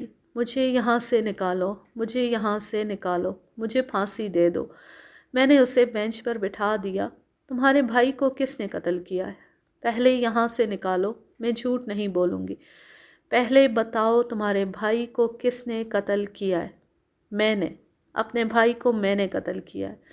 میرے لیے یہ جواب قابل قبول نہیں تھا۔ یہ لڑکی اتنی دلیر نہیں ہو سکتی تھی کہ کسی کو قتل کر دے، اور وہ بھی اپنے بھائی کو۔ وہ زاہد کو بچانے کی کوشش کر رہی تھی، یہ محبت کی شدت تھی۔ تم اپنا وعدہ پورا نہیں کر رہی، میں بھی اپنا وعدہ پورا نہیں کروں گا۔ جھوٹ بولتی رہو اور اسی کمرے میں پڑی رہو۔ دیکھ لو تمہاری کیا حالت ہو گئی ہے۔ کہہ دو تمہارے بھائی کو زاہد نے قتل کیا ہے۔ وہ اپنے مذہب کی جس قدر قسمیں کھا سکتی تھی اس نے کھائیں۔ میں نے آخر یہ سوچا کہ اس کی بات سن لوں۔ باہر مسجدوں میں اذانیں شروع ہو گئی تھیں۔ میں نے کانسٹیبل کو اندر بلا کر کہا کہ وہ دودھ گرم کر کے اس میں چینی ڈال کر ایک گلاس لے آئے۔ شانتی کے دل سے خوف دور کرنے کے لیے میں نے کچھ باتیں کی۔ کھوپڑی اور ہڈیاں خود اٹھا کر ایک کونے میں رکھ دیں۔ یہ کرشمہ اس کھوپڑی اور ہڈیوں کا تھا۔ انہوں نے لڑکی پر اتنا خوف طاری کیا تھا کہ اس نے اقبال جرم کر لیا۔ میں نے اسے کہا کہ وہ بات وہاں سے شروع کرے جہاں سے اس کی زاہد سے دوستی ہوئی تھی۔ وہ بولتی گئی، میں سوال کرتا گیا اور جرم کی کہانی مکمل ہو گئی۔ جب کہانی مکمل ہوئی تو اس وقت صبح کے 9 بجنے والے تھے۔ اس دوران مجھے ASI نے آ کر بتایا کہ زاہد کا باپ آیا ہے۔ میں نے اسے کہا کہ اسے بٹھاؤ۔ ASI کو میں نے یہ کام دیا کہ وہ 1-2 کانسٹیبلوں کو ساتھ لے کر زاہد کے اس نوکر کے گاؤں جائے جو ٹٹو لے گیا تھا۔ میں نے اسے اس آدمی کا نام اور گاؤں بتا کر کہا کہ اسے گرفتار کر کے ٹٹو برآمد کرے۔ شانتی کی زبان سے میں نے جو اتنی لمبی کہانی اگلوائی وہ مختصراً یوں ہے کہ اسے باغیچے کے نیچے ندی کے کنارے وہ جگہ بہت اچھی لگتی تھی جو جھیل کے ساتھ تھی۔ وہ کبھی کبھار چچا کے گاؤں جایا کرتی تھی۔ ایک روز لڑکیاں اسے وہاں لے گئیں، وہاں پینگ ڈالی اور وہ لڑکیوں کے ساتھ ہنستی کھیلتی رہی۔ یہ 4 سال پہلے کی بات ہے جب وہ پہلی بار وہاں گئی تھی۔ اس کے بعد وہ 1.5 ماہ بعد گاؤں جاتی اور لڑکیوں کو اسی جگہ لے جاتی۔ 1 سال پہلے کا واقعہ ہے کہ وہ اسی جگہ لڑکیوں کے ساتھ کھیل رہی تھی کہ اچانک گھٹا چھا گئی۔ فوراً ہی بہت تیز آندھی آ گئی اور اس کے ساتھ ہی موسلا دھار بارش شروع ہو گئی۔ بجلی چمکتی اور کڑکتی تھی۔ اوپر کی طرف یعنی جس طرف سے ندی آتی تھی شاید بارش پہلے ہی شروع ہو گئی تھی، ندی میں سیلاب آ گیا تھا۔ ندی اور بارش میں اتنی شدت آ گئی کہ پاؤں پر کھڑا نہیں رہا جا سکتا تھا۔ سیلاب ندی سے باہر نکل آیا۔ آندھی کی چیخوں اور بجلی کی کڑک نے لڑکیوں کو ایسا خوفزدہ کیا کہ وہ چیختی چلاتی بھاگ اٹھی۔ کچھ نظر نہیں آتا تھا۔ شانتی بھی بھاگی لیکن ندی کے سیلاب نے کناروں کو ڈبو کر اس کا راستہ روک لیا۔ وہ پیچھے کو دوڑی اور اوپر چڑھنے لگی۔ کوئی درخت ٹوٹا تو شانتی کی چیخیں نکل گئیں۔ طوفان سے تو وہ پہلے ہی ڈری ہوئی تھی۔ اسے معلوم تھا کہ اوپر ایک مکان ہے، لیکن اسے یہ بھی معلوم تھا کہ وہ مسلمانوں کا مکان ہے۔ مسلمانوں کو وہ اچھا نہیں سمجھتی تھی۔ اسے بتایا گیا تھا کہ مسلمان ناپاک ہوتے ہیں، ان کے سائے سے بھی بچنا چاہیے۔ اسے مسلمانوں کے متعلق بڑی خوفناک کہانیاں اور عجیب و غریب وارداتیں سنائی گئی تھیں۔ وہ اوپر جا کر ایک درخت کے ساتھ لگ کر کھڑی ہو گئی، مگر آندھی کی چیخیں اور بارش کے زناٹے اسے بے حال کر رہے تھے۔ وہ بچوں کی طرح رونے لگی۔ اسے اپنی طرف کوئی آتا نظر آیا۔ یہ کوئی آدمی تھا جس نے اس کا بازو پکڑ لیا اور کہا، میرے ساتھ بھاگ کر آؤ۔ خوف میں اس نے یہ دیکھنے کی ضرورت محسوس نہ کی کہ وہ آدمی کون ہے۔ وہ کوئی پناہ ڈھونڈ رہی تھی۔ وہ آدمی اسے اس مکان کے اندر لے گیا۔ تب وہ اور زیادہ ڈری۔ وہ تو مسلمان کا گھر تھا اور اسے پناہ دینے والا مسلمان تھا۔ یہ خوف زیادہ تکلیف دہ نہیں تھا کیونکہ ایسے طوفان سے اسے ایسی پناہ مل گئی تھی جس کی دیواریں تھیں اور اوپر مضبوط چھت تھی۔ یہ آدمی زاہد تھا جس نے بعد میں شانتی کو بتایا کہ وہ برآمدے میں نکلا تو اسے ایک درخت کے ساتھ چپکی ہوئی لڑکی نظر آئی۔ وہ دوڑتا گیا اور اسے اندر لے گیا۔ زاہد وہاں اکیلا تھا۔ شانتی کے سر سے پاؤں تک پانی بہہ رہا تھا۔ زاہد نے ایک نوکر کو بلوا کر چولہا جلانے کو کہا اور 2 ریشمی چادریں شانتی کو دے کر دوسرے کمرے میں یہ کہہ کر جانے کو کہا کہ کپڑے اتار کر ایک چادر کمر سے باندھ لے اور ایک اوپر کر لے۔ شانتی نے اس سے پوچھا کہ گھر میں کوئی عورت ہے تو اسے بلا لے۔ زاہد نے اسے بتایا کہ یہاں کوئی عورت نہیں ہے اور وہ اسی کو عورت سمجھ لے۔ شانتی کا دل ایک بار پھر خوف کی مٹھی میں آ گیا۔ اس مسلمان سے بچنا اسے ناممکن نظر آیا۔ اس نے یہ بھی سوچا کہ وہاں سے بھاگ جائے، لیکن طوفان نے باہر جو دہشت اور تباہی پھیلا رکھی تھی اس میں جانے کی اس میں ہمت نہیں تھی۔ زاہد نے دیکھا کہ شانتی نے چادریں تو لے لی ہیں مگر کمرے میں نہیں جاتی۔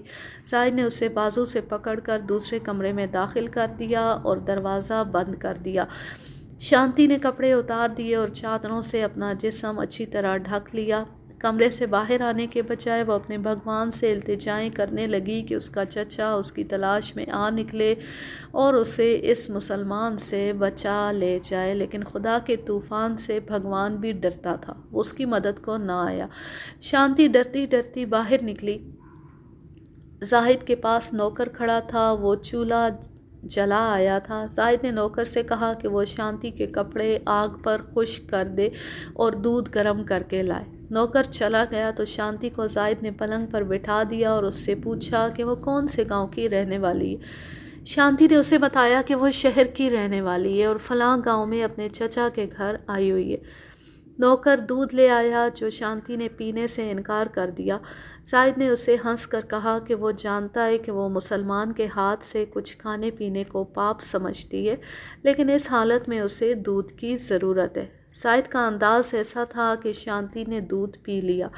زاہد نے کچھ ایسی باتیں شروع کر دیں جن سے یہ تو ظاہر ہوتا تھا کہ وہ زندہ دل آدمی ہے، لیکن ایسا کوئی اشارہ نہیں ملتا تھا کہ وہ شانتی کو ایک خوبصورت اور جوان لڑکی سمجھ کر اسے رام کرنے کی کوشش کر رہا ہے۔ اس نے شانتی کو بال خشک کرنے کے لیے تولیہ دیا۔ اس کی باتوں میں لطیفے زیادہ تھے۔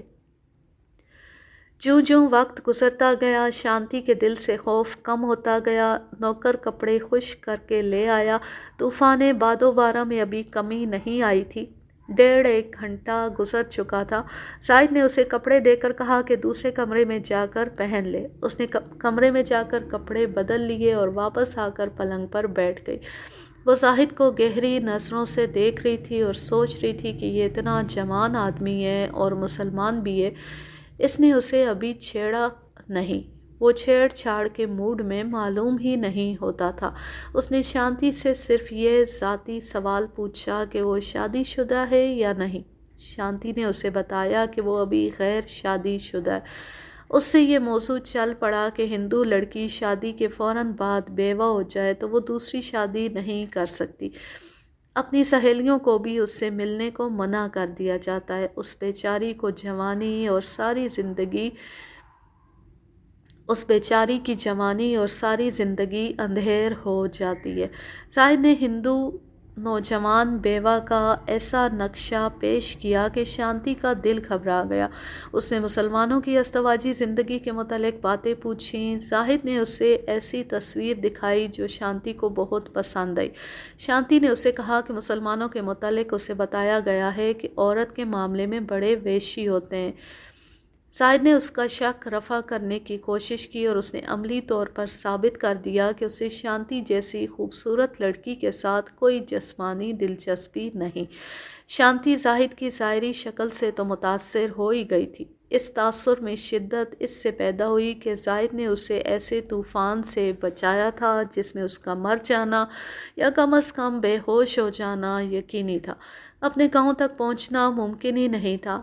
اس کے ساتھ زاہد کا یہ سلوک جس کی شانتی کو توقع ہی نہیں تھی اس پر جادو کا اثر کر رہا تھا، مگر یہ اچھا سلوک اسے کچھ پریشان بھی کرنے لگا۔ وہ زاہد کا رویہ اور سلوک دیکھتے ہوئے بھی یقین نہیں کر پا رہی تھی کہ یہ مسلمان اس پر دست درازی نہیں کرے گا۔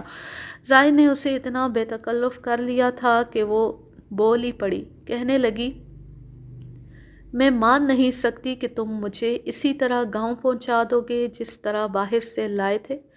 شانتی نے اپنے متعلق بتایا کہ اسے اپنی خوبصورتی پر ناز تھا اور اسے احساس تھا کہ لوگ اسے رک رک کر دیکھا کرتے تھے۔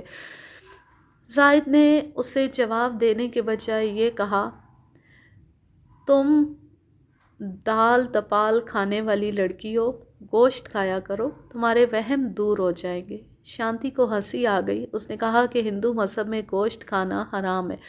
زاہد نے ہنسی مذاق اور 2-4 سنجیدہ باتوں سے اسے قائل کر لیا کہ وہ ایک بار گوشت کھا کے دیکھے۔ زاہد نے 1 روز پہلے بہت سے پرندے مارے تھے جو اس نے روسٹ کروا کے رکھے ہوئے تھے۔ اس نے نوکر سے وہ گرم کروائے۔ شانتی نے اپنے بیان میں مجھے بتایا کہ زندگی میں پہلی بار اس کے سامنے گوشت آیا تو اس کا پسینہ نکل آیا۔ گوشت کو ہاتھ بھی لگانا پاپ تھا۔ وہ بتا نہیں سکتی تھی کہ زاہد نے اسے کس طرح منا لیا کہ اس نے گوشت منہ میں ڈال لیا۔ پھر وہ 2 پرندے کھا گئی۔ ایسی لذت اور ایسے ذائقے سے وہ ہمیشہ محروم رہی تھی۔ اسے گوشت بہت ہی پسند آیا۔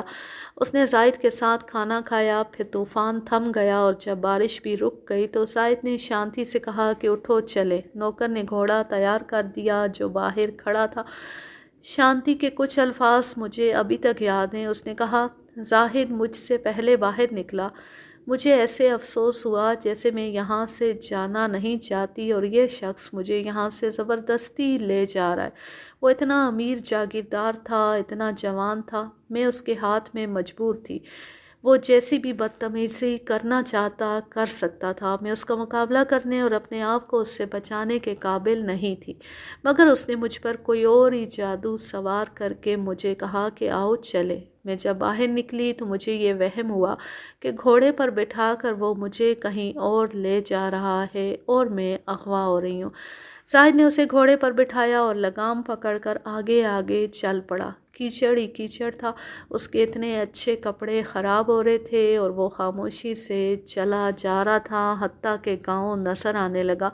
گاؤں سے کچھ دور ہی اس نے شانتی سے کہا کہ وہ آگے پیدل چلی جائے، ہندوؤں نے دیکھ لیا تو معلوم نہیں کیسے کیسے شک کریں۔ شام ہونے کو تھی، سورج ابھی بادلوں میں تھا۔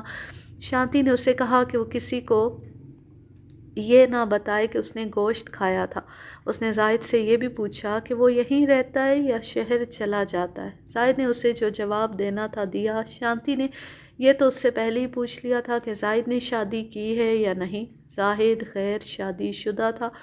یہ ہندو دوشیزہ زاہد کے چہرے مہرے اور حسن سلوک کے جادو میں گرفتار ہو چکی تھی۔ اس جادو کو اس کے چچا اور چچی نے اور زیادہ پختہ اور گہرا کر دیا، وہ اس طرح کہ وہ چچا کے گھر داخل ہوئی تو چچا اطمینان سے بیٹھا تھا۔ اس نے شاید ایسی ضرورت ہی محسوس نہیں کی تھی کہ باہر جا کر شانتی کو تلاش کرتا۔ اس نے لڑکیوں سے پوچھا تھا کہ شانتی کہاں ہے۔ یہ لڑکیاں بڑی بری حالت میں بھاگ کر گاؤں پہنچ گئی تھیں۔ ان میں سے ایک لڑکی نے بتایا کہ اس نے شانتی کو اوپر باغیچے کی طرف جاتے دیکھا تھا۔ اس سے اس کے چچا اور چچی کو تسلی ہو گئی کہ وہ ندی کے سیلاب میں بہہ نہیں گئی۔ اب شام کو شانتی گھر میں داخل ہوئی تو چچا نے اس سے پوچھا کہ وہ کہاں رہی، تو اس نے صاف صاف بتا دیا کہ وہ باغیچے کے مکان میں چلی گئی تھی۔ وہاں اسے زاہد ملا جس نے اس کے کپڑے خشک کرائے اور بارش تھمنے تک اسے پناہ میں رکھا، ورنہ وہ طوفان کے خوف سے مر ہی جاتی۔ چچا اور چچی کے کان میں جو ہی یہ الفاظ پڑے کہ لڑکی ایک مسلمان کے پاس رہی ہے تو دونوں نے کانوں پر ہاتھ رکھ کر چھی چھی کی اور ہاتھ جوڑ کر گھبراہٹ میں پوچھا، ایک ملیچ کے پاس تم نے اتنا وقت گزارا؟ چھی چھی چھی، وہاں سے کچھ کھا تو نہیں لیا تھا؟ اس کے ہاتھ سے پانی تو نہیں پی لیا تھا؟ اپنا دھرم بھرشٹ کرنے کی بجائے بہتر تھا کہ تم سیلاب یا طوفان میں مر جاتی۔ تمہارے ماں باپ کو ہم کیا جواب دیں گے؟ اس طرح سخت نفرت کا اظہار کر کے چچا گاؤں کے پنڈت کے پاس چلا گیا۔ واپس آ کر وہ شانتی کو ساتھ لے گیا۔ پنڈت نے اس سے پوچھا کہ اس نے مسلمان کے ہاتھ سے کچھ کھایا پیا تھا۔ شانتی نے صاف جھوٹ بول دیا، کہا کہ اس نے کچھ نہیں کھایا۔ دوسرے سوال نے شانتی کا یہ حال کر دیا کہ غصے سے اس کا خون ابلنے لگا۔ اس نے جواب دیا کہ اس مسلمان نے اس کے جسم کو صرف اتنا ہی ہاتھ لگایا تھا کہ وہ طوفان میں ایک درخت کے ساتھ لگی کھڑی رو رہی تھی اور وہ طوفان میں دوڑتا آیا اور اسے بازو سے پکڑ کر اندر لے گیا۔ پنڈت نے فیصلہ دیا کہ اسی سے لڑکی کا جسم ناپاک ہو گیا۔ ذرا غور فرمائیں کہ ہندو کے دل میں مسلمان کے خلاف نفرت کتنی گہری اتری ہوئی ہے۔ پنڈت نے اس پر گنگا کے پانی کے چھینٹے مارے، جنتر منتر پڑے اور بہت کچھ کر کے شانتی کے چچا کو یقین دلایا کہ اب لڑکی پاک ہو گئی ہے۔ شانتی نے پنڈت کو بتایا کہ زاہد نے اس کے ساتھ بالکل پاک صاف سلوک کیا اور خود کیچڑ میں پیدل چلتا اسے گھوڑے پر بٹھا کر گاؤں کے قریب چھوڑ گیا تھا۔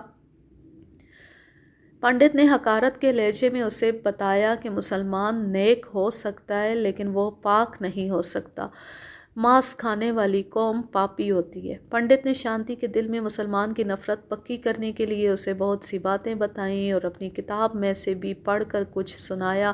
اس کا اثر یہ ہوا کہ شانتی کے دل میں زاہد کے خلاف تو نفرت پیدا نہ ہوئی، اپنے پنڈت اور اپنے مذہب کے خلاف حقارت سی پیدا ہو گئی۔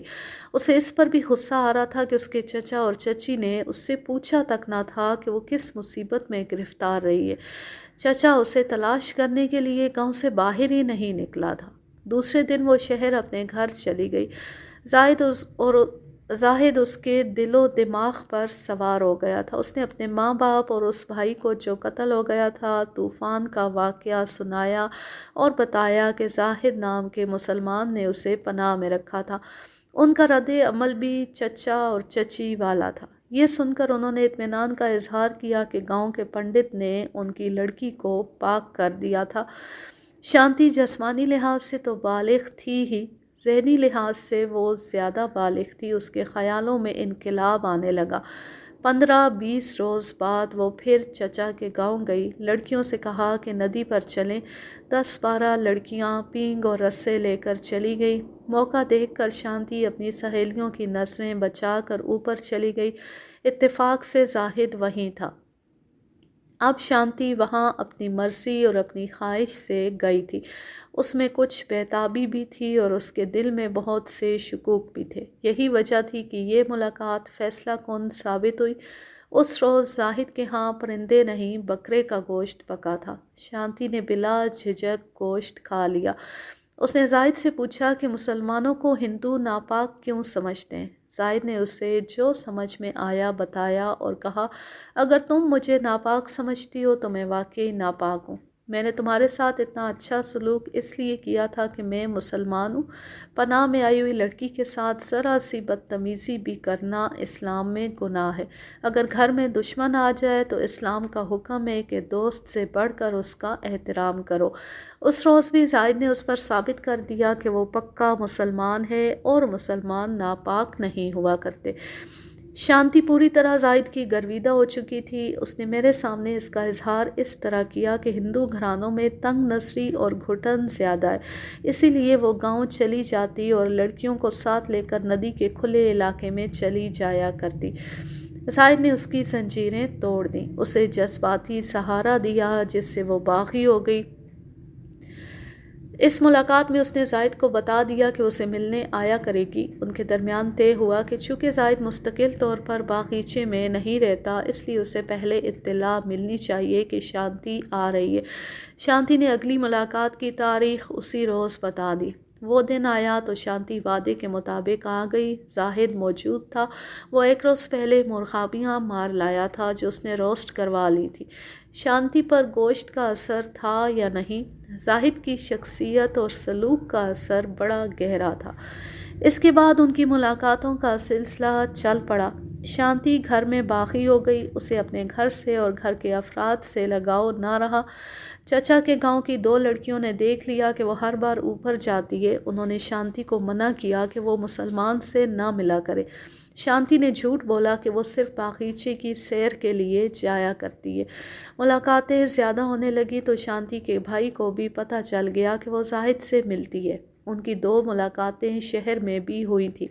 بھائی نے اسے روکا تو شانتی نے اسے کھری کھری سنا دی۔ گھر میں شانتی کا رویہ اتنا سخت ہو گیا کہ اس کے ماں باپ دبک گئے۔ یہاں مجھے اس سوال کا جواب مل گیا کہ ہندو لڑکیوں کو 14-15 سال کی عمر میں بیاہ دیا کرتے تھے، شانتی کی ابھی تک شادی کیوں نہیں ہوئی؟ یہ اس کی خودسر طبیعت کا نتیجہ تھا۔ زاہد کے اثر نے اسے اتنا خودسر کر دیا کہ اب کوئی اس کا رشتہ مانگتا ہی نہیں تھا۔ مشہور ہو گیا تھا کہ شانتی منہ پھٹ اور بدتمیز لڑکی ہے۔ اپنے بھائی کے ساتھ اس کی بول چال اتنی رہ گئی تھی کہ کوئی مطلب کی بات مجبوراً کرنی ہوتی تو دونوں کے درمیان ہوں ہاں ہو جاتی تھی۔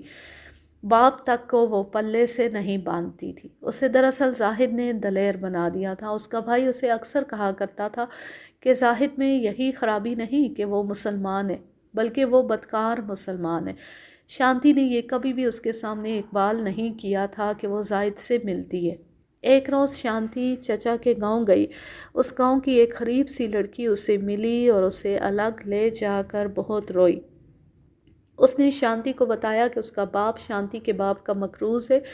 چند دن گزرے، شانتی کا بھائی اس لڑکی کے باپ سے سود وصول کرنے گیا۔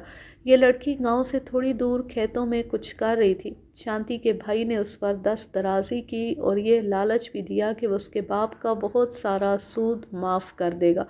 لڑکی نے بڑی مشکل سے اس سے اپنی عزت بچائی۔ اس نے اپنے باپ سے اس واقعے کا ذکر نہ کیا۔ وہ بہت پریشان تھی۔ کہتی تھی کہ وہ لوگ اس کے بھائی کے مقروض ہیں، جب تک قرض ادا نہیں ہوگا بھائی اسے پریشان کرتا رہے گا۔ شانتی کو بہت غصہ آیا، اس کے دل میں اپنے بھائی کی نفرت بیٹھ گئی۔ اس روز بھی وہ زاہد کو باغیچے میں ملی تھی۔ اپنے گھر آئی تو بھائی نے ڈانٹ کر کہا کہ وہ باغیچے میں ضرور گئی ہوگی۔ اس نے زاہد کو برا بھلا کہا تو شانتی نے کہا، بدکار زاہد نہیں تم ہو جس نے کھیتوں میں ایک غریب لڑکی کی عزت پر ہاتھ ڈالا تھا۔ इस पर घर में बहुत हंगामा हुआ। भाई ने शांति के मुंह पर थप्पड़ मारा। वो दुबला पतला आदमी था। शांति ने उस पर हमला कर दिया और उसकी गर्दन पकड़ ली। भाई ने दोनों हाथों में उसके बाल पकड़कर खींचे। शांति ने उसकी गर्दन छोड़ दी। माँ बाप और भाई की बीवी ने उन्हें अलग कर दिया। शांति के भाई की बीवी अभी कमसिन लड़की थी। खामोशी से घर की ये बेमज़गी बर्दाश्त करती रही। इस झगड़े के 6-7 दिन बाद शांति चचा के गांव गई। उसके बयान के मुताबिक शहर में वो उदास और घुटी घुटी रहती थी, लेकिन गांव में जाकर उस पर हंसने खेलने और बाहर जाकर कुदकड़े लगाने का मूड तारी हो जाता था। गांव की लड़कियां उसकी जिंदा दिली और हंसौड़ तबीयत की वजह से उसके गिर्द जमा हो जाती और उसकी हर बात मानती थी। वो हस्बे मामूल लड़कियों को बागीचे के नीचे वाले इलाके में ले गई और जब लड़कियां पींग झूलने और झील में नहाने में मशगूल हो गई तो शांति ऊपर चली गई। जाहिद उसका मुंतज़िर था। शांति अब अपने घर से इतनी तंग आ चुकी थी और अपने भाई से इतनी मुतनफ़र हो चुकी थी कि वो अपने मुतल्लिक़ कोई फ़ैसला करने पर आ गई थी। उसने जाहिद से साफ कह दिया कि वो उसे मुसलमान कर ले और उसके साथ शादी कर ले। जाहिद ने ज़रा भर हीलो हुज्जत ना की। उसने कहा कि उसका बाप मान जाएगा, लेकिन बाप को वो आहिस्ता आहिस्ता ज़हनी तौर पर तैयार करना चाहता था। शांति घर से किसी भी वक्त भाग आने को तैयार थी। जाहिद ने इस वादे के साथ उसे रोक दिया कि वो शादी करेगा तो उसी के साथ करेगा। शांति ने जाहिद से पूछा कि मुसलमान होने का तरीका क्या है। जाहिद ने उसे बताया तो शांति ने कहा कि मुझे अपना कलमा पढ़ाओ। जाहिद ने उसे बिस्मिल्लाह पढ़ाई, फिर कलमा तैयबा पढ़ाना शुरू किया। 1 घंटे के अंदर अंदर उसने दोनों ज़ुबानी याद कर लिए। उसने मैनी पूछे तो जाहिद ने बता दिए। उसे मैनी भी अच्छे लगे। उसने जाहिद से कहा कि वो मुसलमान हो गई है, इसलिए उसे अब वो शांति ना कहा करे। जाहिद ने उसे कहा कि अब वो उसे शकीला कहा करेगा। शांति ने उसे कहा कि वो जिस तरह मुसलमान हो गई है इसी तरह शादी भी हो सकती है। उसने जाहिद से पूछा कि मुसलमानों में शादी की मजहबी रस्म क्या होती है, आओ वो यहीं पूरी कर लें। जाहिद ने जवाब दिया, शादी का मामला इतना आसान और कच्चा नहीं होता, ये मज़हब के मुताबिक होगा और ज़रूर होगा। मैंने शांति से कहा, शादी की क्या ज़रूरत थी, तुम तो पहले ही मियाँ बीवी थे। नहीं, शांति ने बड़ी ज़ोर से सर हिलाकर कहा, हमारा मेल जिस्मों का खेल नहीं था। अगर ऐसा होता तो मैं कलमा ना पढ़ती और अपने सगे भाई को कत्ल ना करती। अगर जाहिद बदनीयत होता तो मैं उस पर यूं जान ना देती। हमारी मोहब्बत रूहों में उतर गई थी। जाहिद ने कहा था कि बाकायदा शादी किए बग़ैर मैं तुम्हें किसी और नज़र से देख ही नहीं सकता। उसने मुझसे कभी झूठा वादा नहीं किया और कभी धोखा नहीं दिया। शांति अपने आप को मुसलमान समझने लगी और जाहिद उसे शकीला कहने लगा। इसके बाद उनकी जो मुलाकातें हुई उनमें शांति ने जाहिद से कहा, तुम्हें शर्म नहीं आती जाहिद, एक मुसलमान लड़की हिंदुओं के घर में रहती है। जाहिद ने अपने बाप से कह दिया था कि वो शांति के साथ शादी करेगा। बाप ने उसे इजाज़त नहीं दी थी और इनकार भी नहीं किया था। जाहिद उसका एक ही बेटा था जिसने काश्तकारी और मज़ारों वगैरह का इंतज़ाम खुश असलोबी से संभाल रखा था। बाप उसे नाराज़ नहीं करना चाहता था, लेकिन इतनी आसानी से इजाज़त भी नहीं दे सकता था, इसलिए शादी मुलतवी होती जा रही थी। खुदा को कुछ और ही मंजूर था। शांति इस्लाम में कुछ ज़्यादा ही दिलचस्पी लेती थी। जाहिद को जो कुछ मालूम था वो उसे बता देता था। उनकी मुलाकातों का वक्त कम और वक्फ़ा ज़्यादा होता था, इसलिए शांति नमाज वग़ैरह याद ना कर सकी। फिर वो दिन आया जिस दिन शांति का भाई 3 गांव से वसूलियों के लिए टट्टू पर सवार होकर रवाना हुआ। मैं पहले बता चुका हूँ कि वो कहाँ कहाँ गया था। शांति 1 रोज़ पहले की चचा के घर में थी। दूसरे दिन वो 7-8 लड़कियों के साथ पींग और रस्से लेकर नदी के किनारे चली गई। अपने मामूल के मुताबिक वो मौका देखकर ऊपर चली गई। उसे मालूम नहीं था कि उसका भाई वसूली के लिए चचा के गांव में आएगा। मालूम होता भी तो उसे परवाह नहीं थी, उसे तो वो अपना दुश्मन समझती थी। وہ زاہد کے کمرے میں بیٹھی تھی۔ زاہد مکان کی پچھلی طرف کسی نوکر کو کوئی کام بتا رہا تھا۔ دروازہ کھلا اور شانتی کا بھائی اندر آیا۔ 1 سال کے عرصے میں یہ پہلا موقع تھا کہ اس کے بھائی نے اسے زاہد کے مکان میں دیکھا تھا۔ اس نے شانتی کو گالی دی اور تیزی سے آگے جا کر شانتی کے منہ پر تھپڑ مارا۔ شانتی کے دل میں وہ ساری نفرت امڑ آئی جو بھائی کے خلاف بھری ہوئی تھی۔ شانتی نے غصے سے دانت پیس ڈالے اور کہا، تم کمینے ہندو، ایک مسلمان لڑکی پر ہاتھ اٹھانے کی جرأت کر سکتے ہو؟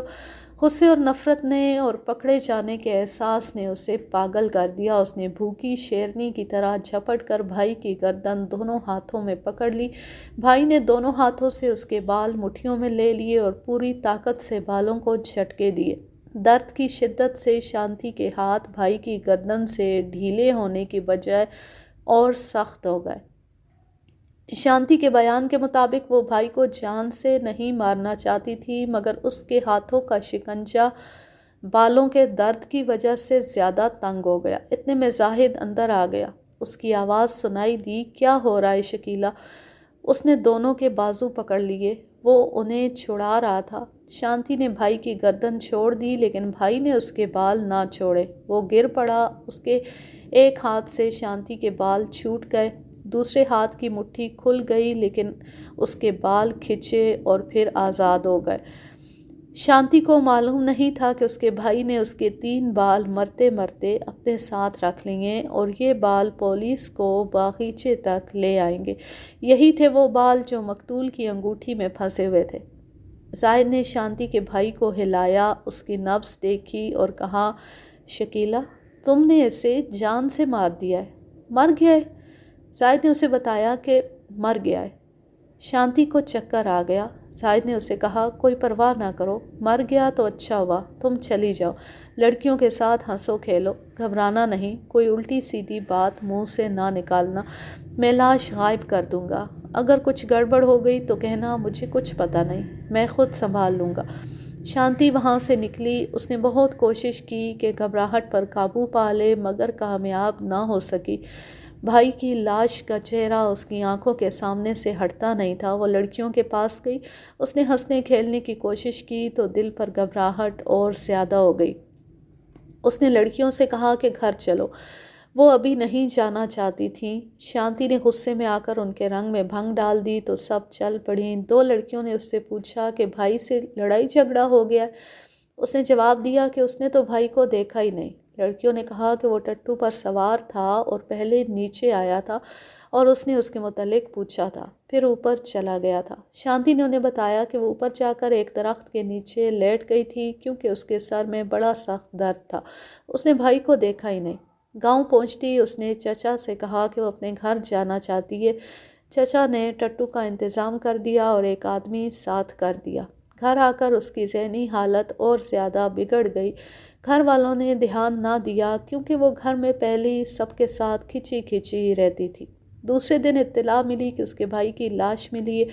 شانتی کو جب پتہ چلا کہ لاش باغیچے سے نہیں کہیں اور سے ملی ہے تو اس کے دل کو کچھ قرار آیا، مگر یہ قرار زیادہ دیر نہ رہا۔ ایک کانسٹیبل آیا اور اسے تھانے لے آیا۔ بیان دے کر شانتی نے میرے آگے ہاتھ جوڑے اور کہا، اب زاہد کو چھوڑ دو، میں نے سچ سچ بتا دیا ہے کہ اپنے بھائی کو میں نے قتل کیا ہے، زاہد بے قصور ہے، میں نے اس سے جھوٹا وعدہ کیا تو وہ خوش ہو گئی۔ میں جب پچھلے کمرے سے نکل کر اپنے دفتر کی طرف گیا تو دفتر کے سامنے شانتی کا باپ اور 10-12 ہندو کھڑے تھے۔ یہ شہر کے معززین تھے۔ ان سے ذرا الگ ہٹ کر زاہد کا باپ کھڑا تھا۔